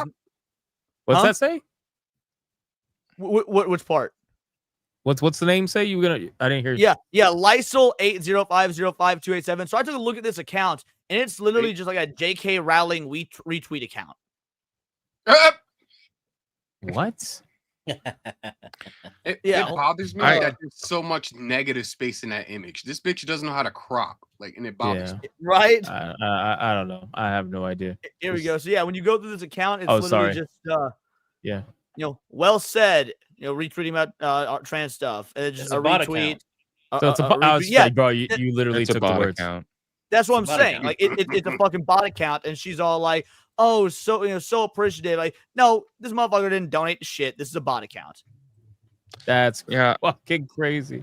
That's fine. I wouldn't be surprised if we see more emails like this and more language like that coming from them, because more than likely they feel emboldened. And all it takes is bot accounts like that if somebody is interested in what they're saying, that somebody is donating, I guess I'll donate too, and then they pull out their phones, and it's preying on people's emotions that have a slight disposition towards this.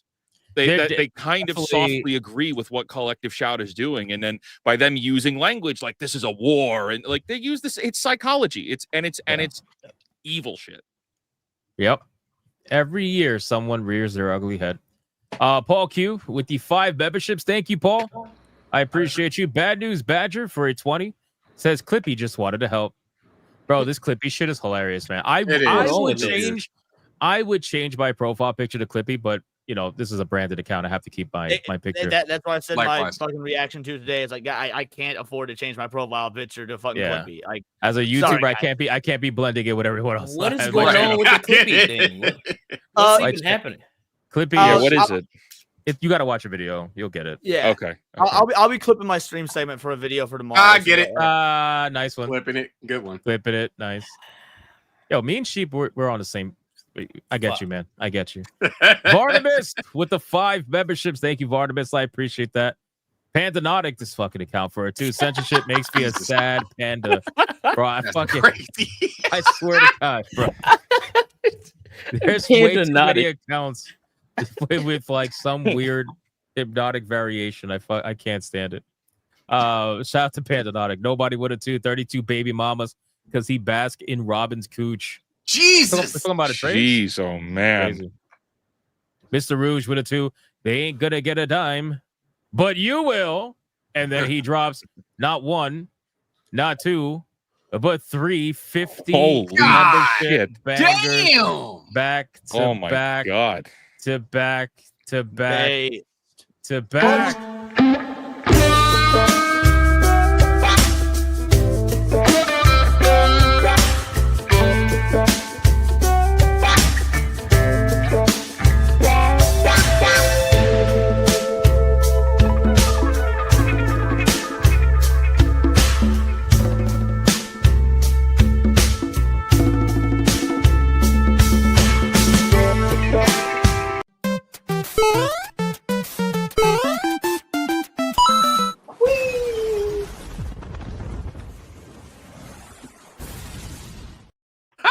somehow that was pretty much for everybody but Mr. Rouge, considering it. Well, I played the Gooder clip, for the fact that collective shout. But I will play. We're streaming tomorrow on New Black Street. Just I'm gonna play Mr. Rouge's favorite clip. Let's stop, relax, Craig. I'm sorry, Atreus, relax. You don't have to. Let's play the clip. 走りだと鳥に飛び立つだと進むから振り向かない明日は絶対もっとチャイニー自分次第深めに合い今すぐスタートボタンを押してみるも私はこんなんじゃないはず Shout out to Mr. fucking Rouge, man. Somebody in the chat called Atreus a Craigus, bro. Oh my god.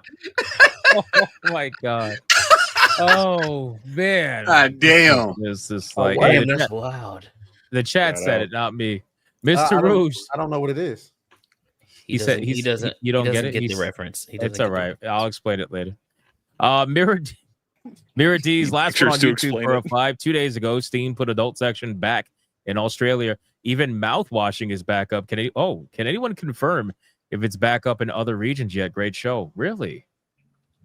I saw it on really Steam. interesting. I mean, I'm not from Australia, but maybe someone else can check that. That would be that'll be curious. Yo, Damon Carroll, if you're still in the chat, if you want to check that. Let's go to Rumble. We got Slouts. With a 5, the only way banks get around it is claiming processors notify them to remove it.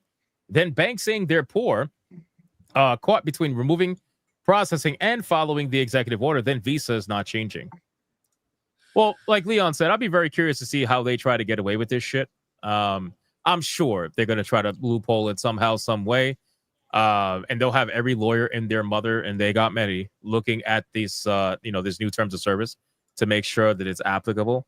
But my thing is so this new terms of service that they're going to make, let's say the executive order stays through, the next president comes in and says, fuck this, and it's gone. If it's not passed into law by then you're going to go through all this work to change your TOS just to potentially change it back. Maybe when I don't know. I don't really know how this works, to be honest with you. I don't know how this works. Studi Mims gives not 1, but 2 hypnotic memberships on Rumble. Shout out to Studi Mims. Nice. Slouts with a 2. They also. Yeah, I got one of those, by the way. I got hit with one of those memberships for the Rumble. Did you? Nice. Yeah. So yeah, shout out to Studi. Slouts with a 2. They could also split off their financing institutions to make certain merchant accounts separate from other accounts to maintain censorship. Many underestimate the lengths they'll go to fuck you. Oh, I mean, we don't underestimate at all. We know that they will go as far as possible to maintain their duopoly, let's just say. Vindictus Prime with a 2. There are those who want freedom from other people, and there are those who want freedom over other people. All other identifiers, groups, labels, flags, and symbols are all lies, every single one of them. Fair enough. And I've always said this in the past, and I'll say it again. Freedom sounds amazing, right? When you think about the concept of being free, it sounds amazing. But the simple truth is that there is a large amount of people that don't like freedom. They won't say it, but they don't like freedom, because with freedom comes accountability. With freedom comes you have to be responsible for yourself. There is a large amount of people out there. What was that? Beyond that, with freedom comes danger. That's why there's that famous quote. Those who would give up, freedom for safety, deserve not for liberty, deserve not. That's what it is. People would rather be safe than free. They think that's an acceptable trade. Those people, by the way, just so y'all know, are fucking idiots. Right. Yeah. I just want to. I agree. I always bring this up anytime there's a topic of freedom, because that's something that a lot of people forget. These are the people that advocate for the censorship. These are the people that advocate for all this shit, because they are the ones that inherently don't like the idea of truly being free.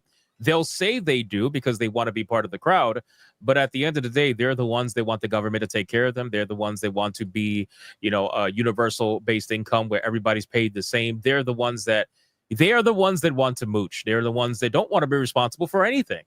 They want to be taken care of. That's just the truth. There's a lot of people out there in the world that are like that. Even here in the US, there's a lot of people like that. So it's unfortunate, but with freedom comes responsibility for yourself. And just to be fair, not many people are responsible. They're just not. So, or don't want that responsibility. With they great don't want it. oil It's too comes much. a lot of freedom. Exactly. Studio Mims with a 10. Rumble should work on their own payment processor. That idea gets tossed around a lot, but guys, I need you to understand it's very difficult for that to, it's not just make your own payment processor. But yeah, I do agree there needs to be alternatives. So, Adam Jubin for $1. It's a new engine for anti-cheat called Ricochet. Are you talking about? That's Wait, Call are you of talking Duty, about from ain't when we were? Yeah, isn't that Call of Duty? That is Call when of we Duty. were talking about cheating in Battlefield. Gray the Merchant with $1. Bungie being absorbed. Saw that a mile away since Lightfall. I knew since the old guard left. The CEO's financial habits, all of it. My soul was broken, and now just watching it crumble bit by bit. Studio Mims gifted another membership. Anti-Federal is playing with it too. Claim failures as assets or on long-term sales and include them in projected sales figures. You overvalue your IP based on old data rather than current. There's more valuation manipulation is easy. All right. I mean, again, that's past my realm of expertise, so that's why I was curious. I would assume maybe that's poor on my part, but I would think that Sony, being the multi-billion-dollar company they are, should have people that are smart enough to try to catch shit like that. But hey, maybe they're smarter people at Bungie. Who knows? Anti-Federal is playing with it too. TBTF is a government designation. It doesn't mean it can't fail. It means they won't be allowed to fail. The government will bail them out. It privatizes profits, socializes losses. Well said. Well said. Deadeye's Lock with $1. Why does high school, college cheerleaders and HR thoughts have in common besides being retarded airheads? HR thoughts can't get a man, while college girls know how to get a man. What? I have no idea. That was very wordy. Very wordy. Deadeye's Lock with $1. Collective Gout has earned 2 disorders: Savvy Down syndrome and Haley Down syndrome. That's crazy. What you call it? Collective gout?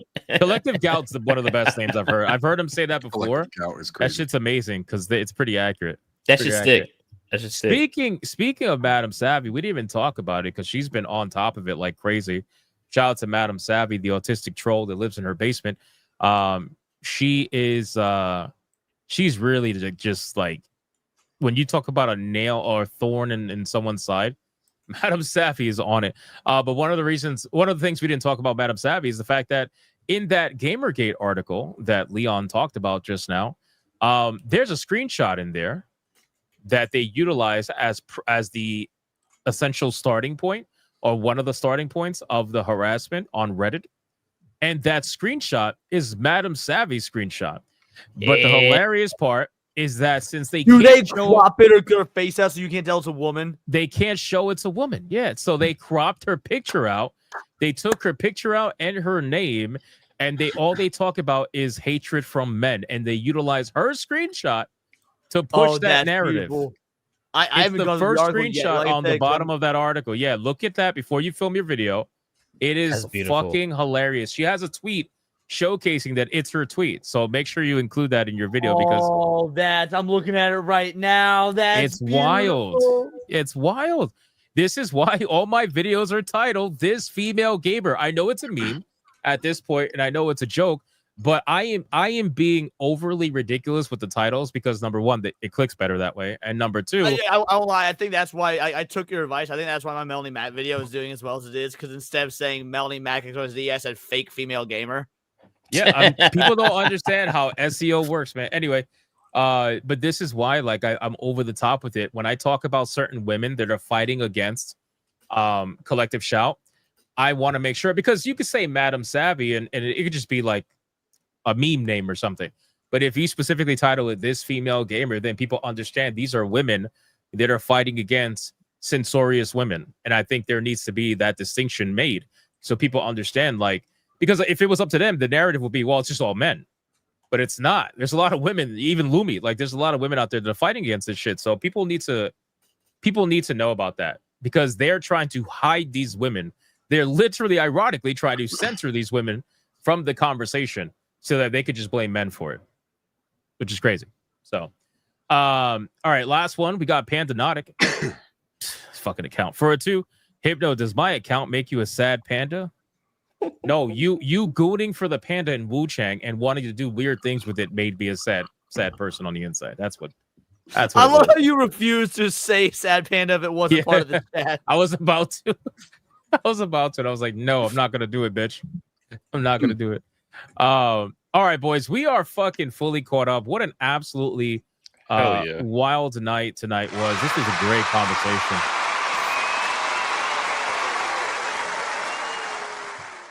Thank you guys for the insane support lately. We're almost there. If you're not subscribed to the channel yet, I'm going to show myself first before the outros. If you're not subscribed to the channel yet, please consider hitting that subscribe button, or make sure you are still subscribed, because we're almost at 97,000, which will make us T-minus 3,000 subs away from the 100,000 subscriber goal. So again, if you're not subscribed, consider hitting that sub. I would greatly appreciate it, guys. All right, let's do our outros. We're going to start with Kata. Take it away. Yeah, what's up, man? I hope y'all had a great time. We had a great time as always. Make sure that you guys go to my channel, man. We got videos coming out every other day when I'm feeling inspired. I'm gonna watch Eyes of Wakanda tonight because somebody told me to watch it. So I'm gonna watch that, and then we're gonna see how that goes. Brother. I'm gonna make a video on War of the Worlds because that movie was dog ass doo-doo butt cheeks. It was so terrible. So we're gonna make a video on that. Yeah, go to New Blackstreet as well. You know, we're streaming tomorrow. We're playing some Battlefield. So go over there, check that out. I'm about to go over to Flashcast after this and go talk shit about War of the Worlds. So go look forward to that as well, man. Yeah. Shout out to Kid. Appreciate you, man. Yeah. Sheep. I have a stream happening. Probably it's going to be at what would that be? 11:45 Eastern. Because I think you can manually set the time that that the stream goes live for YouTube, right? Yeah. Okay, so yeah, I'm gonna just do that instead of going at 11:45. I'm just go 11:40. I'm gonna run to the bathroom, get another cup of coffee. But we're gonna continue on with Singularity. It's gonna be fun. It's gonna be amazing. It's gonna be absolutely goofy as hell. Especially last night's stream. Go watch that. That shit had me in tears. But aside from that, you want to be in tears? Hold on, I got you right now. this guy. This shit is crazy. What the fuck? What in the color? What the fuck? Bro, Sheep looks fucking sick right now on this picture. Crazy. Leon and the trainers with that shit. Why do I unironically look majestic right now? That's amazing. And Leon just looks like normal Leon without hair. No, let me stop. Oh, fuck you. That's just great, man. Oh man, Lionheart did this one. Shout out to Lionheart, man. That's hilarious, bro. I appreciate that, man. All right, guys, keep doing your outro. I'm sorry. Lionheart's an absolute monster in my streams too. Fun as hell. Great. But yeah, I'll be streaming immediately after the show. Still Sheep City, and go there and hang out, subscribe, hit the notification bell, chat it up. Rumble congratulating you on 500 subs, man. I see some chats. Hell, I appreciate you all. Y'all made this shit happen, so shout out to y'all first, always. Aside from that, I'll be doing the normal shit that I do, shit talking and whatnot on Twitter. Can't really shit talk on Instagram because it's just mainly pictures. But you can also jump in my Discord that I have in the description of my links or from my streams and shit. So pretty much that's all I got to shill for now. We'll reconvene in a little bit. Hell yeah. Atreus. Yeah, man. New Blackstreet will be streaming Battlefield 6 tomorrow. I got videos dropping, but at this point, who cares? Jesus fucking Christ. Nah, I mean, for real. I ain't never seen somebody swing on themselves like that. God damn, bro. One of your videos did pretty well recently. The Melanie Mac video. That's it. Yeah. Okay, but you can't say that's it. Every little bit helps. It got you over 18K. No, half full, Trez. Glass half full. Come on. Look, Trez, I wouldn't have reacted to your video today if it wasn't a good video. Trez, YouTube fucks with you, bro. And I know you're gonna be like, must be nice, but bro, I have a video that hit 90,000 views, and then the next day I have a video that didn't get past 7,000 views. Dude, YouTube it's all over the place. I put Literally. 5 days into a video 2 weeks ago, and That's right, yeah. breaks my heart. It did 18,000 views. That was it. Flatlined. Trey's gonna be like, must be nice. Right. 18,000 No, views. but like you compare that to I other get things. what you're 5 saying. complete days interviewing hundreds of people on location. We're jacking up bills here, like doing this one video. 18,000 views, dead. It's like that's just the way it is, bro.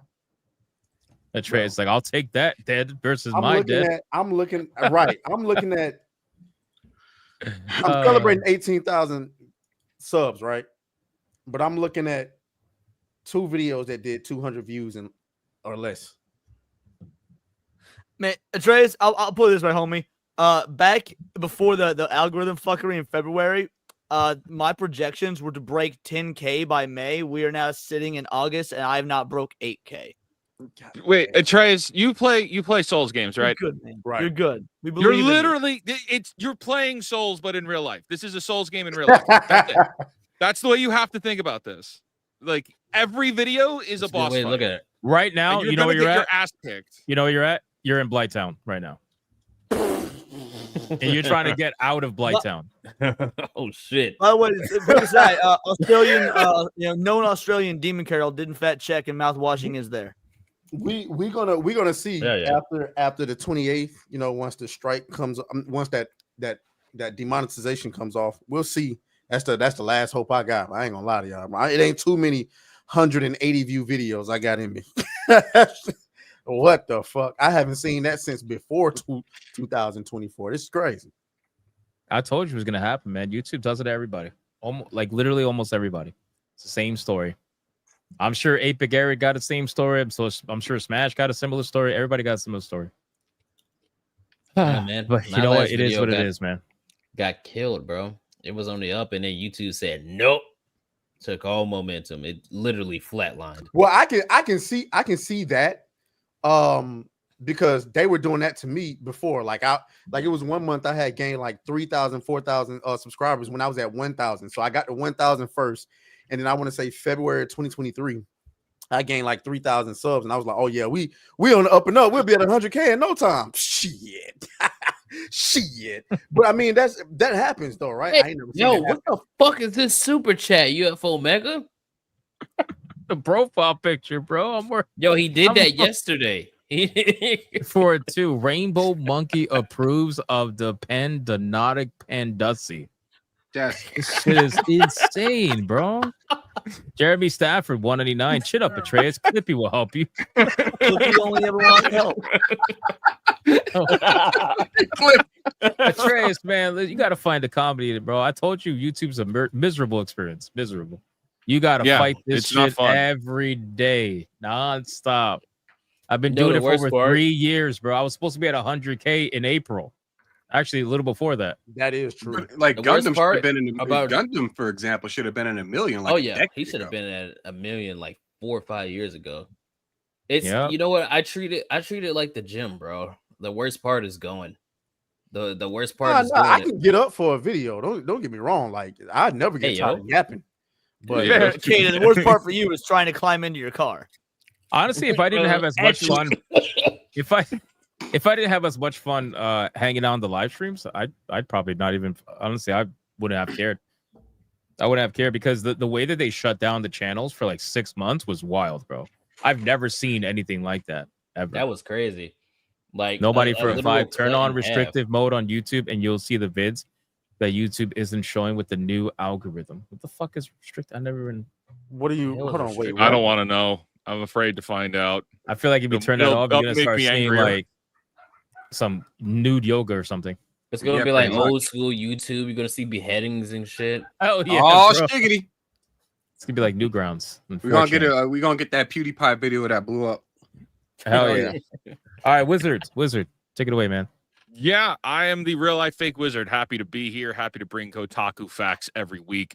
I have a new video. I don't normally like to plug specific videos, but I have one that should be coming out either Monday or Tuesday of this upcoming week, and it's a documentary talking about media preservation. So I attended the Long Island Gaming Retro Expo this yesterday actually, and I went in and I was gonna do this like another shit on Nintendo video and just like have people trash the game key cards.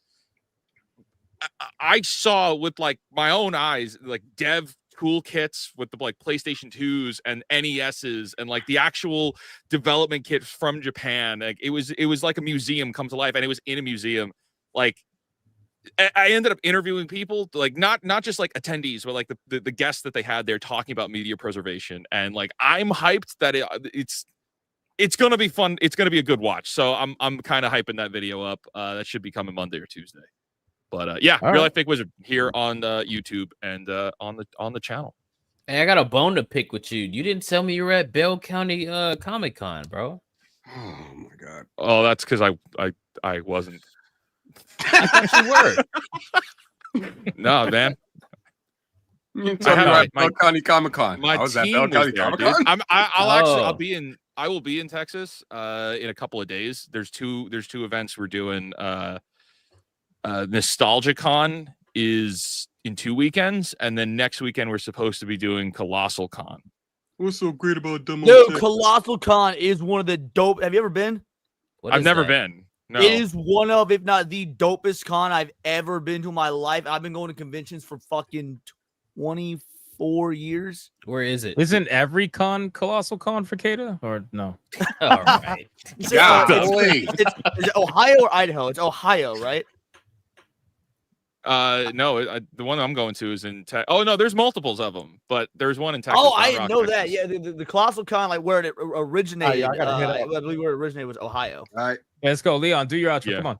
Oh shit, I got plenty to plug. Unlike Big Wizard, I'm gonna plug a few things. So like, first of all, I'm Melting Matt video been doing real good. Add to that, that's just fun as fuck. And then if you want to make fun of homos, I've got a great Wednesday video that came out today. Wednesday season 2. They're upsetty spaghetti that ain't enough rug munchers in it, so that's pretty cool. And then I got a video. What, sheep? It's true. I got to hit out, y'all. I ain't gonna lie. I got video coming out tomorrow on more of the collective shout situation and the Clippy stuff. Plus, we're streaming tomorrow. Y'all hit tier 3 on Neon Leon base. Thank you all so much. So yeah, we've been doing the Sunday special stream. My normal day off, but instead I'm streaming with y'all. So yeah, 2 videos tomorrow. Got 2 videos that you should check out in tomorrow's stream. Thank you so much, everyone. Beautiful. All right, boys. Damn, wait, Kata just what the fuck? Wait. Kata, I was on Twitter. I was about to literally just say bye. Bro. What? They ain't no way, bro. They ain't no way. Oh yeah, what I showed? Yeah. Oh yeah. Yeah. First official look at bro, they ain't no way, bro. Yeah. We enjoyed the first season too much. Netflix, no Netflix. Now, to be fair, I kind of expected this. I kind of expected it because, you know, the whole idea people were talking about, oh, well, it makes sense for Usopp to be black, blah, blah, blah, blah, blah. And I'm like, okay, go ahead, go on. They're going to fuck you up on the second season. I think the worst part well, is the fact that Usopp, that's by small. Ichiro Oda's own statement that Usopp would, he'd be from Africa if One Piece took place in the real world. So that one does make sense. And this one, Alabasta is based off Saudi Arabia or the Middle East, so she shouldn't be black, she'd be Middle Eastern. Like if they wanted to go with the correct sort of thing. But hey, we was kings or whatever. But anyway. I'm just I looking see at it. the I think breasts. also that too. I don't care. What's up with that? I really don't care. Yeah, Kata, do me a favor and send that to me so I can have a Monday video. I'm gonna stick to my manga where everybody's colorless. Thank you. Except for the black people when they're shaded in, but it's fine. All right, boys. Never watched it. That sucks. Shout out to everybody. Oh, here we go. Oh, he might be right. Get the manga with a 5. It's not a race swap. The actor is Egyptian and Vivi's supposed to be Egyptian.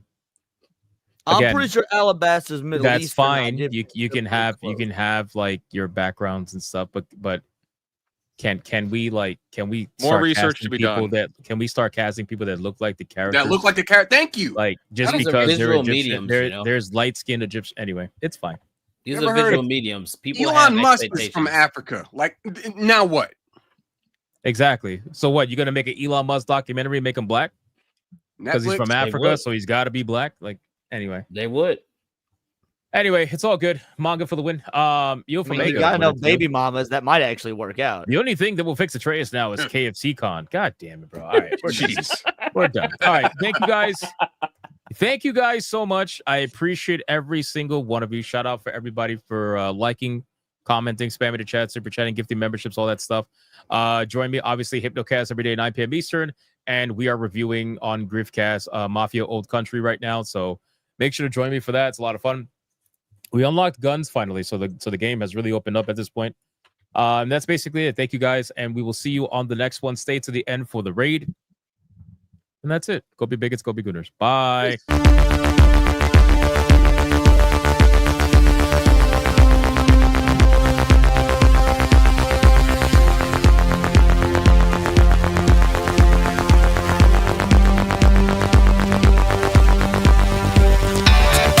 I am not gay. I have relationships with women and sex with men. And I got news for you. That means you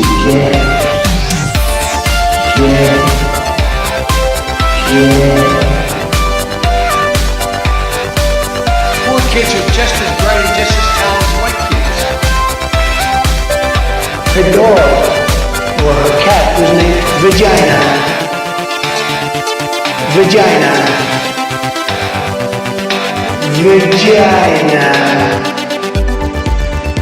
Put a ticket in, make her gay. Fuck Indiana Jones, put a ticket in, make her lady gay.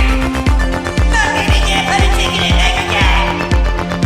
It means put a chicken in a queenie and make her fucking gay.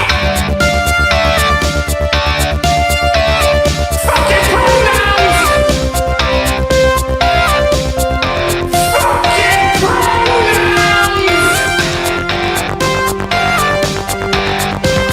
Fucking gender ambiguity! Fucking current day California shit! 'Cause that's all we fucking know! 'Cause we're boring! We're so fucking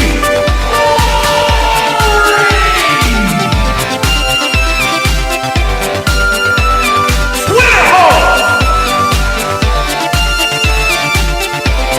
Twitter hole!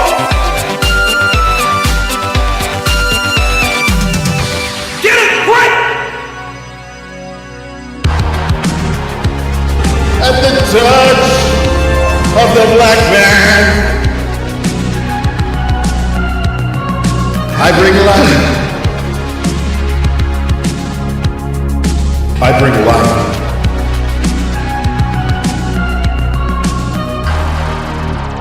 I bring life.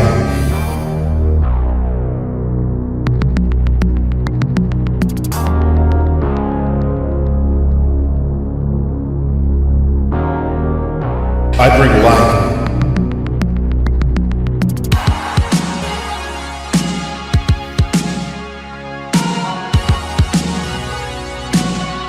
I bring life.